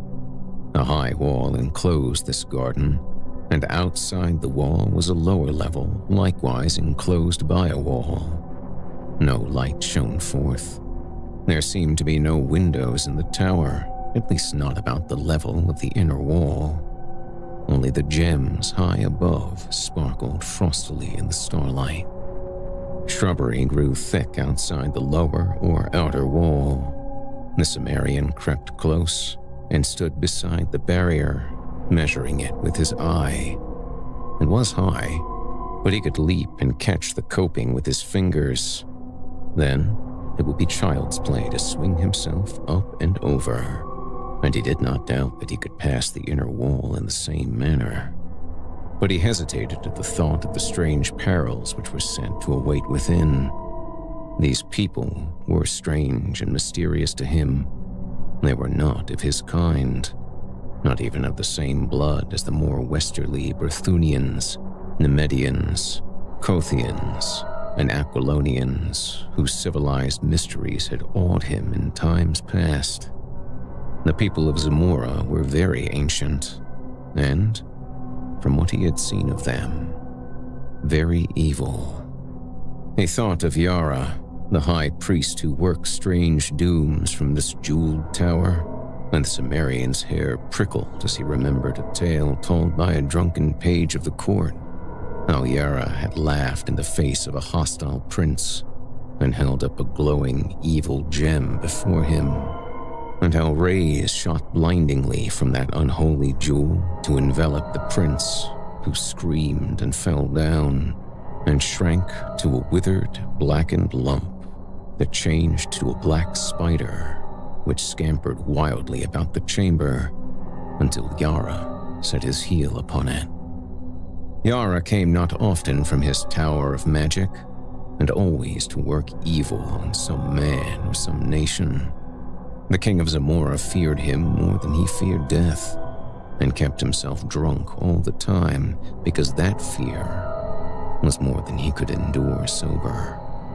Yara was very old, centuries old, men said, and added that he would live forever because of the magic of his gem, which men called the heart of the elephant, for no better reason than they named his hold the Elephant's Tower. The Cimmerian, engrossed in these thoughts, shrank quickly against the wall. Within the garden, someone was passing who walked with a measured stride. The listener heard the clink of steel. So, it would seem a guard did pace those gardens after all. The Cimmerian waited, expecting to hear him pass again on the next round, but silence rested over the mysterious gardens. At last, curiosity overcame him. Leaping lightly, he grasped the wall and swung himself up to the top with one arm. Lying flat on the broad coping, he looked down into the wide space between the walls. No shrubbery grew near him, though he saw some carefully trimmed bushes near the inner wall. The starlight fell on the even sward, and somewhere a fountain tinkled. The Cimmerian cautiously lowered himself down on the inside and drew his sword, staring about him. He was shaken by the nervousness of the wild at standing thus unprotected in the naked starlight, and he moved lightly around the curve of the wall, hugging its shadow, until he was even with the shrubbery he had noticed. Then he ran quickly toward it, crouching low, and almost tripped over a form that lay crumpled near the edges of the bushes. A quick look to the right and left showed him no enemy in sight, at least, and he bent close to investigate. His keen eyes, even in the dim starlight, showed him a strongly built man in the silvered armor and crested helmet of the Zamorian Royal Guard. A shield and a spear lay near him, and it took but an instant's examination to show that he had been strangled. The barbarian glanced about uneasily. He knew that this man must be the guard he had heard pass his hiding place by the wall. Only a short time had passed, yet in that interval, nameless hands had reached out of the dark and choked out the soldier's life. Straining his eyes in the gloom, he saw a hint of motion through the shrubs near the wall. Thither he glided, gripping his sword. He made no more noise than a panther stealing through the night, and yet the man he was stalking heard. The Cimmerian had a dim glimpse of a huge bulk close to the wall, felt relief that it was at least human. Then the fellow wheeled quickly with a gasp that sounded like panic, made the first motion of a forward plunge, hands clutching, then recoiled as the Cimmerian's blade caught the starlight. For a tense instant, neither spoke, standing ready for anything. "You are no soldier," hissed the stranger at last. "You are a thief, like myself." "And who are you?" asked the Cimmerian in a suspicious whisper. "Taurus, of Numidia." The Cimmerian lowered his sword. "I've heard of you. Men call you a prince of thieves." A low laugh answered him. Taurus was tall as the Cimmerian and heavier. He was big-bellied and fat, but his every movement betokened a subtle dynamic magnetism, which was reflected in the keen eyes that glinted vitally, even in the dark starlight. He was barefooted and carried a coil of what looked like a thin, strong rope, knotted at irregular intervals. "Who are you?" he whispered. "Conan, the Cimmerian," answered the other. "I came seeking a way to steal Yara's jewel that men call the elephant's heart." Conan sensed the man's great belly shaking in laughter, but it was not derisive. "By Bel, god of thieves," hissed Taurus. "I thought only myself had courage to attempt that poaching. These Zamorians call themselves thieves." "Conan, I like your grit. I never shared an adventure with anyone, but by Bel, we'll attempt this together, if you're willing." "Then you are after the gem too. What else? I've had my plans laid for months, but you, I think, have acted on sudden impulse, my friend. You killed the soldier?" "Of course. I slid over the wall when he was on the other side of the garden. I hid in the bushes. He heard me, or thought he heard something. When he came blundering over, there was no trick at all to get behind him and suddenly grip his neck and choke out his fool's life. He was like most men, half blind in the dark. A good thief should have eyes like a cat." "You made one mistake," said Conan. Taurus's eyes flashed angrily. "I? A mistake? Impossible. You should have dragged the body into the bushes," said the novice to the master of the art. "They will not change the guard until past midnight. Should any come searching for him now and find his body, they would flee at once to Yara, bellowing the news and give us time to escape. Were they not to find it, they'd go beating up the bushes and catch us like rats in a trap." "You're right," agreed Conan. "So, now attend. We waste no time in this cursed discussion. There are no guards in the inner garden. No human guards, I mean, though there are sentinels even more deadly. It was their presence which baffled me for so long. But I finally discovered a way to circumvent them." "What of the soldiers in the lower part of the tower?" "Well, the Yara dwells in the chambers above. By that route we will come and go, I hope. Never mind asking me how, I have arranged a way. We'll steal down to the top of the tower and strangle old Yara before he can cast any of his accursed spells on us. At least we'll try. It's the chance of being turned into a spider or toad against the wealth and power of the world. All good thieves must know how to take risks." "I'll go as far as any man," said Conan, slipping off his sandals. "Then follow me." And turning, Taurus leapt up, caught the wall, and drew himself up. The man's suppleness was amazing, considering his bulk. He seemed almost to glide up over the edge of the coping. Conan followed him, and, lying flat on the broad top, they spoke in wary whispers. "I see no light," Conan muttered.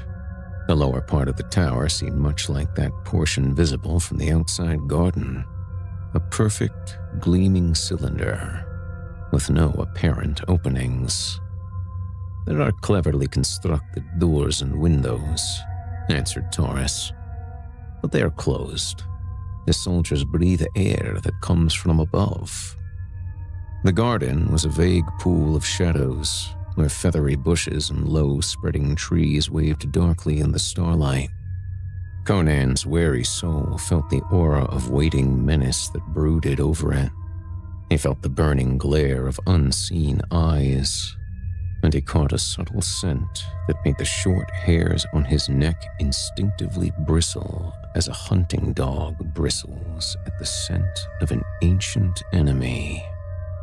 "Follow me," whispered Taurus. "Keep it behind me, as you value your life." Taking what looked like a copper tube from his girdle, the Numidian dropped lightly to the sward inside the wall. Conan was close behind him, sword ready, but Taurus pushed him back, close to the wall, and showed no inclination to advance himself. His whole attitude was of tense expectancy, and his gaze, like Conan's, was fixed on the shadowy mass of shrubbery a few yards away. This shrubbery was shaken, although the breeze had died down. Then, two great eyes blazed from the waving shadows, and behind them other sparks of fire glinted in the darkness. "Lions," muttered Conan. "Aye. By day they are kept in subterranean caverns below the tower. That is why there are no guards in this garden." Conan counted the eyes rapidly. 5 in sight, maybe more back in the bushes. "They'll charge in a moment. Be silent," hissed Taurus, and he moved out from the wall, cautiously, as if treading on razors, lifting the slender tube. Low rumblings rose from the shadows, and the blazing eyes moved forward. Conan could sense the great slavering jaws, the tufted tails lashing tawny sides. The air grew tense. The Cimmerian gripped his sword, expecting the charge and the irresistible hurtling of giant bodies. Then, Taurus brought the mouth of the tube to his lips and blew powerfully. A long jet of yellowish powder shot from the other end of the tube and billowed out instantly in a thick green-yellow cloud that settled over the shrubbery, blotting out the glaring eyes. Taurus ran back hastily to the wall. Conan glared without understanding. The thick cloud hid the shrubbery, and from it, no sound came. "What is that mist?" the Cimmerian asked uneasily. "Death," hissed the Numidian. "If a wind springs up and blows it back upon us, we must flee over the wall. But no, the wind is still, and now it is dissipating. Wait until it vanishes entirely. To breathe it is death." Presently, only yellowish shards hung ghostily in the air. Then, they were gone, and Taurus motioned his companion forward. They stole toward the bushes, and Conan gasped. Stretched out in the shadows lay 5 great tawny shapes. The fire of their grim eyes dimmed forever. A sweetish, cloying scent lingered in the atmosphere. "They died without a sound," muttered the Cimmerian. "Taurus, what was that powder?" "It was made from the black lotus, whose blossoms wave in the lost jungles of Gitai, where only the yellow-skulled priests of Yun dwell. Those blossoms strike dead any who smell of them." Conan knelt beside the great forms, assuring himself that they were indeed beyond power of harm. He shook his head. The magic of the exotic lands was mysterious and terrible to the barbarians of the north. "Why can you not slay the soldiers in the tower in the same way?" he asked. "Because that was all the powder I possessed. The obtaining of it was a feat which in itself was enough to make me famous amongst the thieves of the world.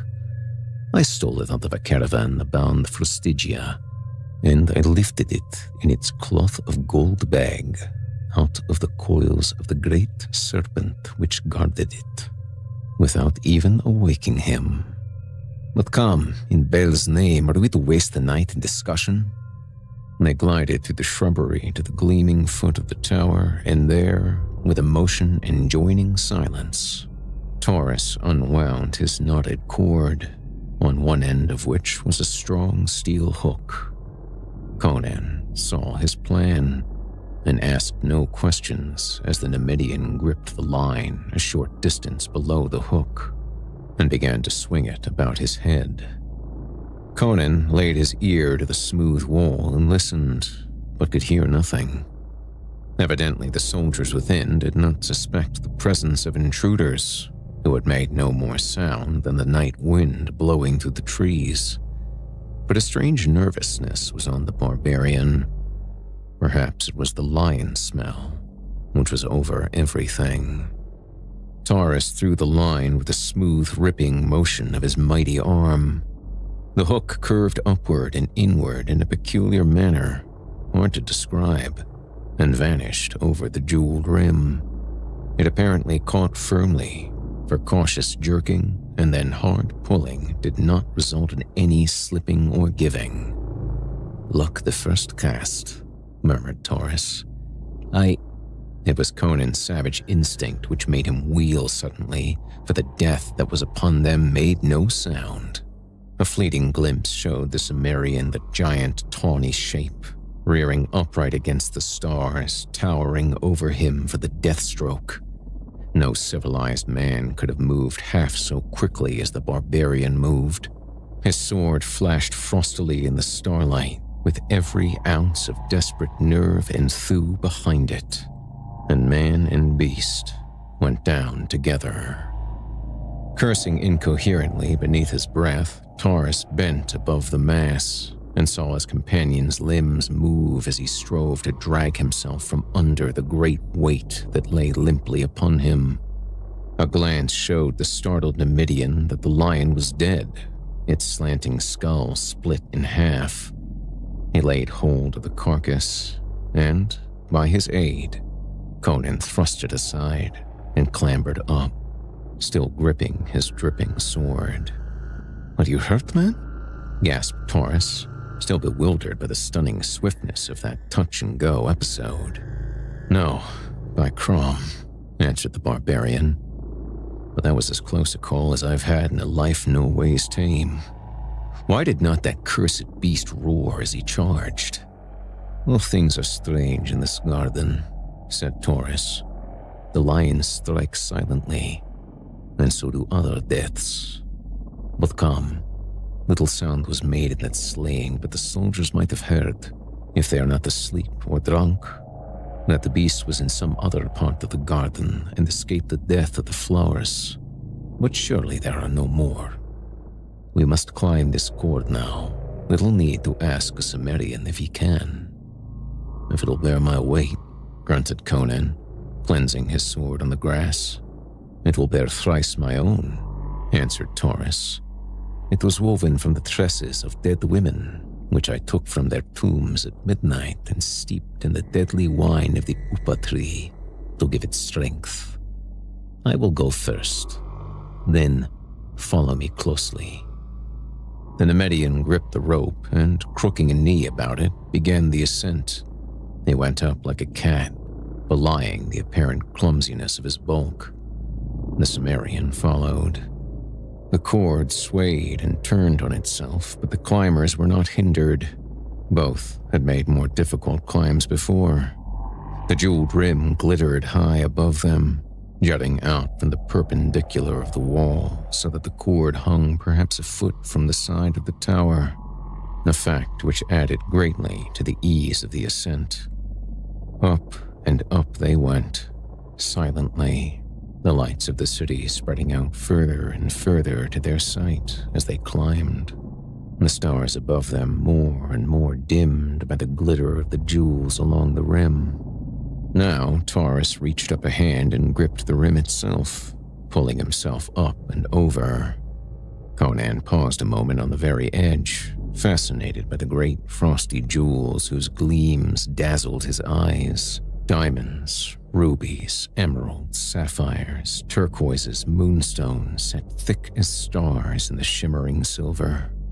At a distance, their different gleams had seemed to merge into a pulsing white glare, but now, at close range, they shimmered with a million rainbow tints and lights, hypnotizing him with their scintillations.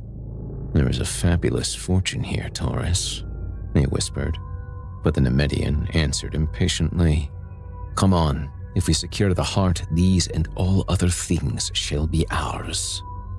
Conan climbed over the sparkling rim. The level of the tower's top was some feet below the gemmed ledge. It was flat, composed of some dark blue substance set with gold that caught the starlight, so that the whole looked like a wide sapphire, flecked with shining gold dust. Across from the point where they had entered, there seemed to be a sort of chamber built upon the roof. It was of the same silvery material as the walls of the tower, adorned with designs worked in smaller gems. Its single door was of gold, its surface cut in scales, encrusted with jewels that gleamed like ice. Conan cast a glance at the pulsing ocean of lights which spread far below them, then glanced at Taurus. The Nemedian was drawing up his cord and coiling it. He showed Conan where the hook had caught.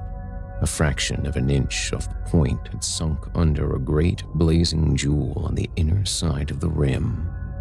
"It seems luck was with us again," he muttered. "One would think that our combined weight would have torn that stone out. Follow me. The real risks of the venture begin now. We are in the serpent's lair, and we know not where he lies hidden." Like stalking tigers, they crept across the darkly gleaming floor and halted outside the sparkling door. With a deft and cautious hand, Taurus tried it. It gave without resistance, and the companions looked in, tensed for anything. Over the Nemedian's shoulder, Conan had a glimpse of a glittering chamber, the walls, ceiling, and floor of which were crusted with great white jewels, which lighted it brightly, and which seemed its only illumination. It seemed empty of life. "Before we cut off our last retreat," hissed Taurus, "go you to the rim and look over on all sides. If you see any soldiers moving in the gardens or anything suspicious, return and tell me. I will await you within this chamber." Conan saw scant reason in this, and a faint suspicion of his companion touched his wary soul. But he did as Taurus requested. As he turned away, the Nemedian slipped inside the door and drew it shut behind him. Conan crept about the rim of the tower, returning to his starting point without having seen any suspicious movement in the vaguely waving sea of leaves below. He turned toward the door. Suddenly, from within the chamber, there sounded a strangled cry. The Cimmerian leapt forward, electrified. The gleaming door swung open, and Taurus stood, framed in the cold blaze behind him. He swayed and his lips parted, but only a dry rattle burst from his throat. Catching at the golden door for the support, he lurched out upon the roof, and then fell headlong, clutching at his throat. The door swung to behind him. Conan, crouching like a panther at bay, saw nothing in the room behind the stricken Nemedian. In the brief instant, the door was partly open, unless it was not a trick of the light, which made it seem as if a shadow darted across the gleaming floor. Nothing followed Taurus out of the roof, and Conan bent above the man. The Nemedian stared up with dilated, glazing eyes that somehow held a terrible bewilderment. His hands clawed at his throat, his lips slobbered and gurgled.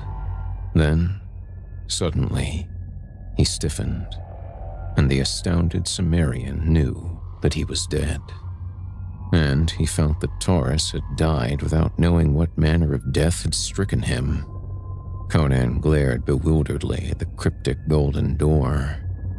In that empty room, with its glittering jeweled walls, death had come to the Prince of Thieves as swiftly and mysteriously as he had dealt doom to the lions in the gardens below. Gingerly, the barbarian ran his hands over the man's half-naked body, seeking a wound, but the only marks of violence were between his shoulders, high up, near the base of his bull neck. 3 small wounds, which looked as if 3 nails had been driven deep in the flesh and withdrawn. The edges of these wounds were black, and a faint smell as of putrefaction was evident. Poison darts, thought Conan. But in that case, the missile should still be in the wounds.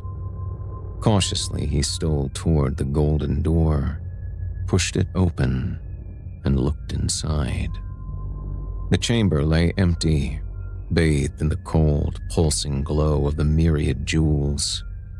In the very center of the ceiling, he idly noted a curious design, a black, 8-sided pattern, in the center of which 4 gems glittered with a red flame, unlike the white blaze of the other jewels.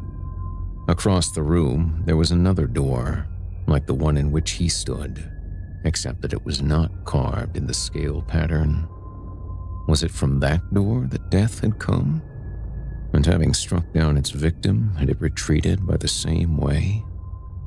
Closing the door behind him, the Cimmerian advanced into the chamber.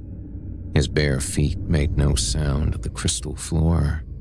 There were no chairs or tables in the chamber, only 3 or 4 silken couches, embroidered with gold and worked in strange serpentine designs, and several silver-bound mahogany chests. Some were sealed with heavy golden locks, others lay open, their carven lids thrown back, revealing heaps of jewels and a careless riot of splendor to the Cimmerian's astounded eyes. Conan swore beneath his breath. Already he had looked upon more wealth that night than he had ever dreamed existed in all the world, and he grew dizzy thinking of what must be the value of the jewel he sought. He was in the center of the room now, going stooped forward, head thrust out warily, sword advanced, when again death struck at him soundlessly. A flying shadow that swept across the gleaming floor was his only warning, and his instinctive sidelong leap all that saved his life. He had a flashing glimpse of a hairy black horror that swung past him with a clashing of frothing fangs, and something splashed on his bare shoulder that burned like drops of liquid hellfire. Springing back, sword high, he saw the horror strike the floor, wheel and scuttle toward him with appalling speed. A gigantic black spider, such as men see only in nightmare dreams. It was as large as a pig, and its 8 thick, hairy legs drove its ogreish body over the floor at a headlong pace. Its 4 evilly gleaming eyes shone with a horrible intelligence, and its fangs dripped venom that Conan knew from the burning of his shoulder where only a few drops had splashed as the thing struck and missed, was laden with swift death. This was the killer that had dropped from its perch in the middle of the ceiling on a strand of its web on the neck of the Nemedian. Fools that they were not to have suspected that the upper chambers would be guarded as well as the lower. These thoughts flashed briefly through Conan's mind as the monster rushed. He leapt high, and it passed beneath him, wheeled and charged back. This time he evaded its rush with a sidewise leap and struck back like a cat. His sword severed one of the hairy legs, and again he barely saved himself as the monstrosity swerved at him, fangs clicking fiendishly. But the creature did not press the pursuit. Turning, it scuttled across the crystal floor and ran up the wall to the ceiling, where it crouched for an instant, glaring down at him with its fiendish red eyes. Then, without warning, it launched itself through space, trailing a strand of slimy grayish stuff, Conan stepped back to avoid the hurtling body, then ducked frantically, just in time to escape being snared by the flying web rope. He saw the monster's intent and sprang toward the door, but it was quicker, and a sticky strand cast across the door made him a prisoner. He dared not try to cut it with his sword. He knew the stuff would cling to the blade, and before he could shake it loose, the fiend would be sinking its fangs into his back. Then began a desperate game. The wits and quickness of the man matched against the fiendish craft and speed of the spider. It no longer scuttled across the floor in a direct charge or swung its body through the air at him. It raced about the ceiling and the walls, seeking to snare him in the long loops of sticky gray web strands, which it flung with a devilish accuracy. These strands were as thick as ropes, and Conan knew that once they were coiled about him, his desperate strength would not be enough to tear him free before the monster struck. All over the chamber went on that devil's dance in utter silence except for the quick breathing of the man and the low scuff of his bare feet on the shining floor, the castanet rattle of the monstrosity's fangs. The gray strands lay in coils on the floor. They were looped along the walls. They overlaid the jeweled chests and silken couches and hung in dusky festoons from the jeweled ceiling. Conan's steel-trapped quickness of eye and muscle had kept him untouched, that the sticky loops had passed him so close they rasped his naked hide. He knew he could not always avoid them. He not only had to watch the strands swinging from the ceiling, but to keep his eye on the floor, lest he trip in the coils that lay there. Sooner or later, a gummy loop would writhe about him, python-like, and then, wrapped like a cocoon, he would lie at the monster's mercy. The spider raced across the chamber floor, the gray rope waving out behind it. Conan leapt high, clearing a couch. With a quick wheel, the fiend ran up the wall, and the strand, leaping off the floor like a live thing, whipped about the Cimmerian's ankle. He caught himself on his hands as he fell, jerking frantically at the web which held him like a pliant vice, or the coil of a python. The hairy devil was racing down the wall to complete its capture. Stung to frenzy, Conan caught up a jeweled chest and hurled it with all his strength. It was a move the monster was not expecting. Full in the midst of the branching black legs, the massive missile struck, smashing against the wall with a muffled, sickening crunch. Blood and greenish slime spattered, and the shattered mass fell with a burst gem chest to the floor. The crushed black body lay among the flaming riot of jewels that spilled over it. The hairy legs moved aimlessly. The dying eyes glittered redly amongst the twinkling gems. Conan glared about, but no other horror appeared, and he set himself to working free of the web. The substance clung tenaciously to his ankle and his hands, but at last, he was free. And taking up his sword, he picked his way among the gray coils and loops to the inner door. What horrors lay within, he did not know. The Cimmerian's blood was up, and since he had come so far and overcome so much peril, he was determined to go through to the grim finish of the adventure, whatever that might be. And he felt that the jewel he sought was not among the many so carelessly strewn about the gleaming chamber. Stripping off the loops that fouled the inner door, he found that it, like the others, was not locked. He wondered if the soldiers below were still unaware of his presence. Well, he was high above their heads now, and if tales were to be believed, they were used to strange noises in the tower above them. Sinister sounds and screams of agony and horror. Yara was on his mind, and he was not altogether comfortable as he opened the golden door. But he saw only a flight of silver steps leading down, dimly lighted by what means he could not ascertain. Down these he went silently, gripping his sword. He heard no sound, and came presently to an ivory door set with bloodstones. He listened, but no sound came from within. Only thin wisps of smoke drifted lazily from beneath the door, bearing a curious, exotic odor unfamiliar to the Cimmerian. Below him, the silver stair wound down to vanish in the dimness, and up that shadowy well no sound floated. He had an eerie feeling that he was alone in a tower occupied only by ghosts and phantoms.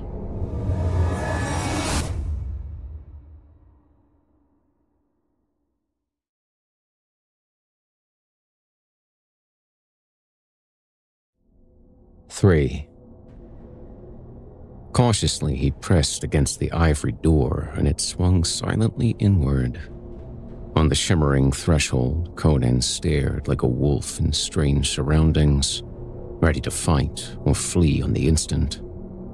He was looking into a large chamber with a domed, golden ceiling. The walls were of green jade, the floor of ivory, partly covered by thick rugs. Smoke and exotic scent of incense floated up from a brazier on a golden tripod, and behind it sat an idol on a sort of marble couch. Conan stared aghast. The image had the body of a man, naked and green in color, but the head was one of nightmare and madness. Too large for the human body, it had no attributes of humanity. Conan stared at the wide, flaring ears, the curling proboscis on either side of which stood white tusks tipped with round, golden balls. The eyes were closed, as if in sleep. This, then, was the reason for the name, the Tower of the Elephant, for the head of the thing was much like that of the beasts described by the Shemitish wanderer. This was Yara's god. Where then should the gem be, but concealed in the idol, since the stone was called the Elephant's Heart? As Conan came forward, his eyes fixed on the motionless idol, the eyes of the thing opened suddenly. The Cimmerian froze in his tracks. It was no image. It was a living thing, and he was trapped in its chamber. That he did not instantly explode in a burst of murderous frenzy is a fact that measures his horror, which paralyzed him where he stood. A civilized man in his position would have sought doubtful refuge in the conclusion that he was insane. It did not occur to the Cimmerian to doubt his senses.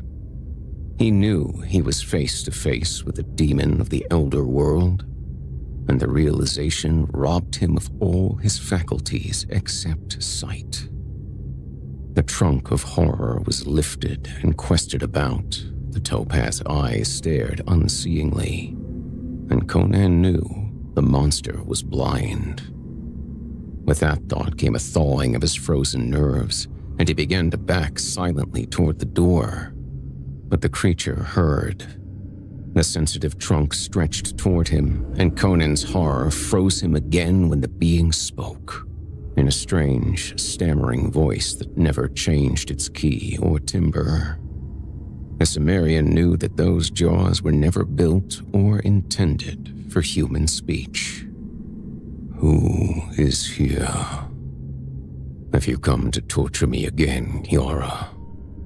Will you never be done, oh Yakosha? Is there no end to agony?" Tears rolled from the sightless eyes, and Conan's gaze strayed to the limbs stretched on the marble couch, and he knew the monster would not rise to attack him. He knew the marks of the rack and the searing brand of the flame, and, tough-souled as he was, he stood aghast at the ruined deformities which his reason told him had once been limbs as comely as his own. And, suddenly, all fear and repulsion went from him, to be replaced by a great pity. What this monster was, Conan could not know. But the evidences of its sufferings were so terrible and pathetic that a strange aching sadness came over the Cimmerian. He knew not why. He only felt that he was looking upon a cosmic tragedy, and he shrank with shame, as if the guilt of a whole race were laid upon him. "I am not Yara," he said. "I'm only a thief. I will not harm you. Come near that I may touch you." The creature faltered, and Conan came near unfearingly, his sword hanging forgotten in his hand. The sensitive trunk came out and groped over his face and shoulders as a blind man gropes, and its touch was light as a girl's hand. "You are not of Yara's race of devils," sighed the creature. "The clean, lean fierceness of the wastelands marks you. I know your people from old, whom I knew by another name in the long, long ago, when another world lifted its jeweled spires to the stars. There is blood on your fingers." "A spider in the chamber above and a lion in the garden," muttered Conan. "You have slain a man, too, this night," answered the other. "And there is death in the tower above. I feel. I know." "Aye," muttered Conan. "The prince of all thieves lies there dead from the bite of a vermin." "So and so." A strange, inhuman voice rose in a sort of low chant. "A slaying in the tavern and a slaying on the roof, I know. I feel. And the third will make the magic of which not even Yara dreams. Oh, magic of deliverance, green gods of Yog." Again, tears fell as the tortured body was rocked to and fro in the grip of varied emotions. Conan looked on, bewildered. Then the convulsions ceased. The soft, sightless eyes were turned down toward the Cimmerian. The trunk beckoned. "Oh, man, listen," said the strange being. "I am foul and monstrous to you, am I not? Nay, do not answer, I know. But you would seem as strange to me could I see you. There are many worlds besides this earth, and life takes many shapes. I am neither god nor demon, but flesh and blood like yourself, though the substance differ in part, and the form be cast in different mold. I am very old, O man of the waste countries. Long and long ago I came to this planet with others of my world, from the green planet of Yog, which circles forever in the outer fringe of this universe. We swept through on mighty space wings that drove us through the cosmos quicker than light, because we had warred with the kings of Yog, and were defeated and outcast. But we could never return, for on earth our wings withered from our shoulders. Here we abode apart from earthly life. We fought the strange and terrible forms of life which then warped the earth so that we became feared, and were not molested in the dim jungles of the east, where we had our abode. We saw men grow from the ape and build shining cities of Alucia, Camellia, Comoria, and their sisters. We saw the oceans rise and engulf Atlantis and Lemuria and the Isles of the Picts and the shining cities of civilization. We saw the survivors of Pictum and Atlantis build their Stone Age empires and go down to ruin.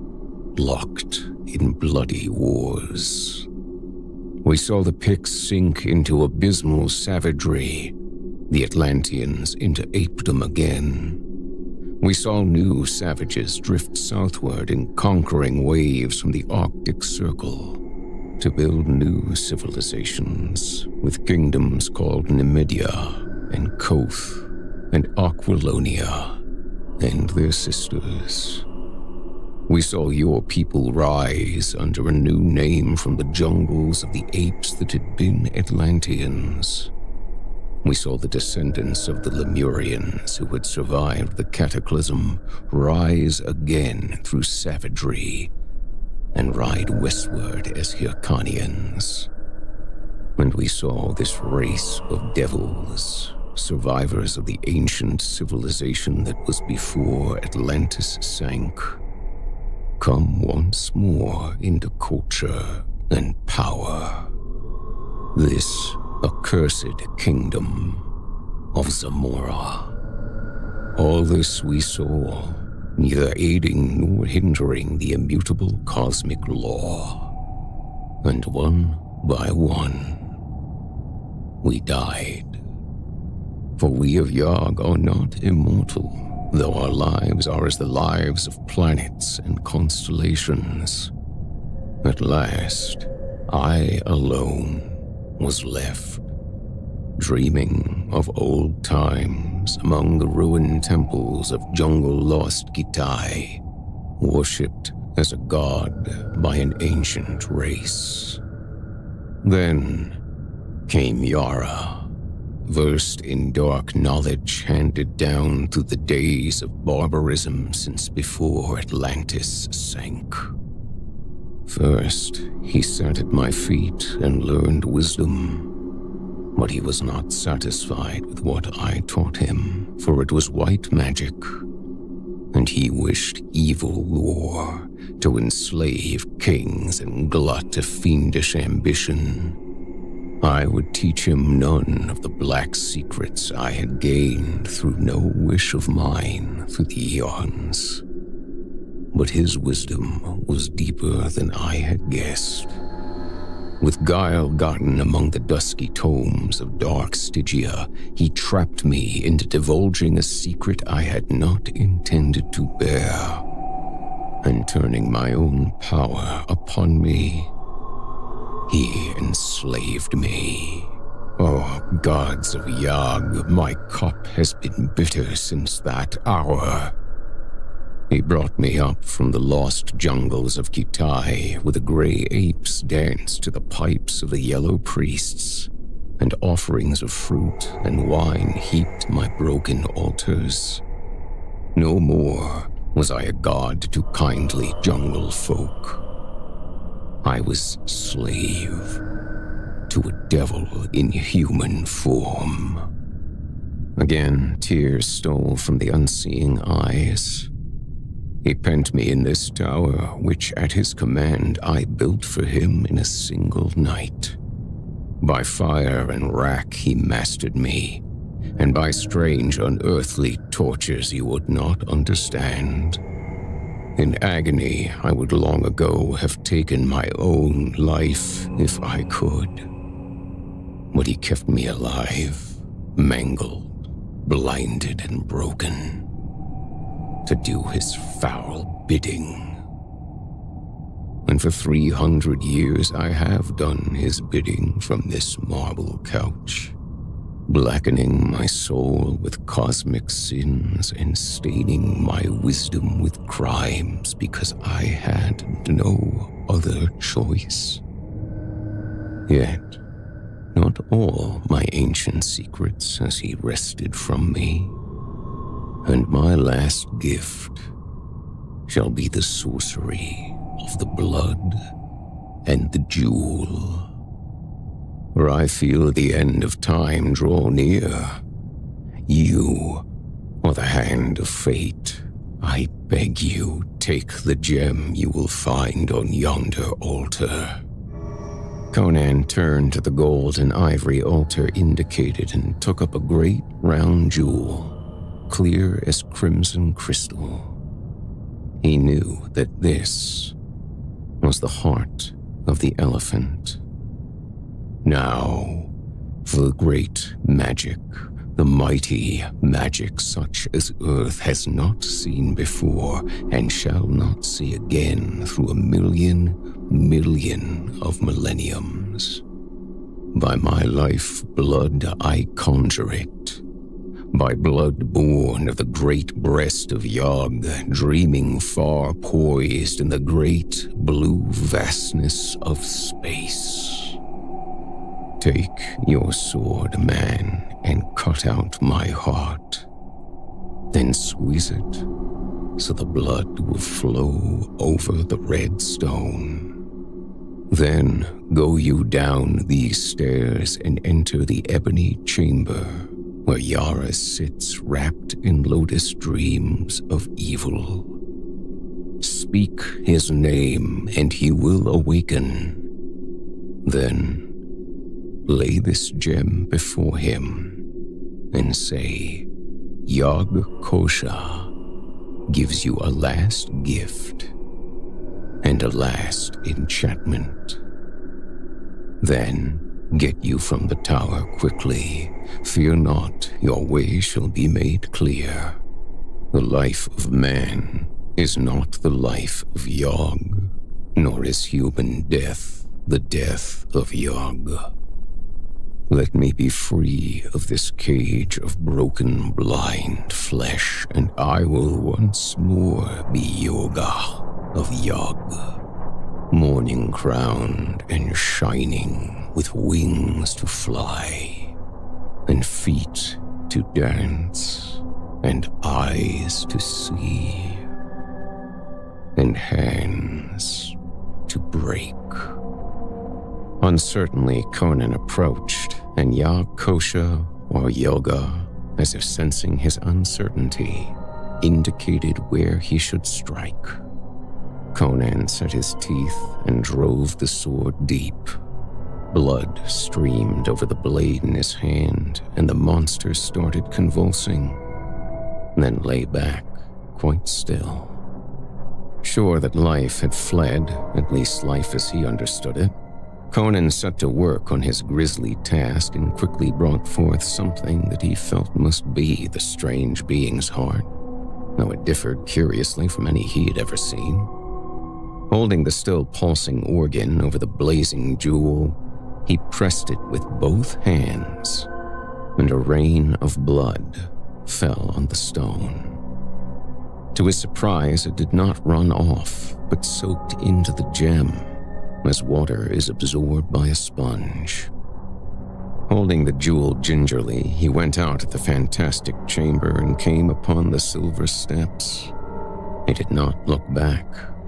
He instinctively felt that some sort of transmutation was taking place in the body on the marble couch, and he further felt that it was of a sort not to be witnessed by human eyes. He closed the ivory door behind him and, without hesitation, descended the silver steps. It did not occur to him to ignore the instructions given him. He halted at an ebony door in the center of which was a grinning silver skull, and pushed it open. He looked into a chamber of ebony and jet, and saw on a black silken couch a tall, spare form reclining. Yara, the priest and sorcerer, lay before him, his eyes open and dilated with the fumes of the yellow lotus, far staring, as if fixed on gulfs and nighted abyss beyond human ken. "Yara," said Conan, like a judge pronouncing doom. "Awaken!" The eyes cleared instantly and became cold and cruel as a vulture's. The tall, silken-clad form lifted erect and towered gauntly above the Cimmerian. "Dog!" His hiss was like the voice of a cobra. "What do you here?" Conan laid the jewel on the great ebony table. "He who sent this gem bade me say, Yog Kosha gives a last gift and a last enchantment. Yara recoiled, his dark face ashen. The jewel was no longer crystal clear. Its murky depths pulsed and throbbed, and curious smoky waves of changing color passed over its smooth surface. As if drawn hypnotically, Yara bent over the table and gripped the gem in his hands, staring into its shadowed depths, as if it were a magnet to draw the shuddering soul from his body. And as Conan looked, he thought that his eyes must be playing him tricks. For when Yara had risen up from his couch, the priest had seemed gigantically tall. Yet now, he saw that Yara's head would scarcely come to his shoulder. He blinked, puzzled, and for the first time that night, doubted his own senses. Then, with a shock, he realized that the priest was shrinking in stature, growing smaller before his very gaze. With a detached feeling, he watched, as a man might watch a play, immersed in a feeling of overpowering unreality. The Sumerian was no longer sure of his own identity.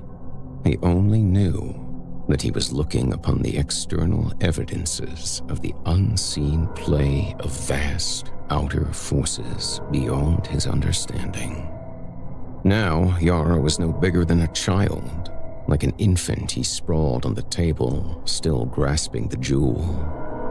And now, the sorcerer suddenly realized his fate, and he sprang up, releasing the gem. But still, he dwindled, and Conan saw a tiny, pygmy figure rushing wildly about the ebony tabletop, waving tiny arms and shrieking in a voice that was like the squeak of an insect.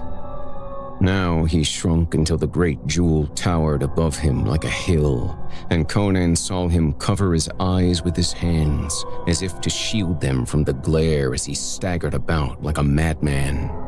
Conan sensed that some unseen magnetic force was pulling Yara to the gem. Thrice he raced wildly about in a narrowing circle. Thrice he strove to turn and run out across the table. Then, with a scream that echoed faintly in the ears of the watcher, the priest threw up his arms and ran straight toward the blazing globe. Bending close, Conan saw Yara clamber up the smooth, curving surface impossibly, like a man climbing a glass mountain. Now, the priest stood on the top, still tossing arms, invoking what grisly names only the gods know. And suddenly, he sank into the very heart of the jewel, as a man sinks into a sea. And Conan saw the smoky waves close over his head. Then he saw him in the crimson heart of the jewel, once more crystal clear, as a man sees a scene far away, tiny with great distance. And into the heart came a green, shining, winged figure with the body of a man and the head of an element, no longer blind or crippled. Yara threw up his arms and fled as a madman flees, and on his heels came the Avenger. Then, like the bursting of a bubble, the great jewel vanished in a rainbow burst of iridescent gleams, and the ebony tabletop lay bare and deserted. As bare, Conan somehow knew, as the marble couch in the chamber above, where the body of that strange trans-cosmic being called Yog Kosha and Yoga had lain. The Sumerian turned and fled from the chamber down the silver stairs. So mazed was he that it did not occur to him to escape from the tower by the way he had entered it. Down that winding, shadowy silver well he ran, and came into a large chamber at the foot of the gleaming stairs. There he halted for an instant. He had come into the room of the soldiers. He saw the glitter of their silver corselets, the sheen of their jeweled sword hilts, They sat slumped at the banquet board, their dusky plumes waving somberly above their drooping, helmeted heads. They lay among their dice and fallen goblets on the wine-stained lapis lazuli floor, and he knew that they were dead. The promise had been made, the word kept, whether sorcery or magic, with a falling shadow of great green wings had stilled the revelry. Conan could not know, but his way had been made clear, and a silver door stood open, framed in the whiteness of dawn. Into the waving green gardens came the Cimmerian, and as the dawn wind blew upon him with the cool fragrance of luxuriant growths, he started like a man waking from a dream. He turned back uncertainly to stare at the cryptic tower he had just left. Was he bewitched and enchanted? Had he dreamed all that had seemed to have passed? As he looked, he saw the gleaming tower sway against the crimson dawn, its jewel-crusted rim sparkling in the growing light, and crash into shining shards.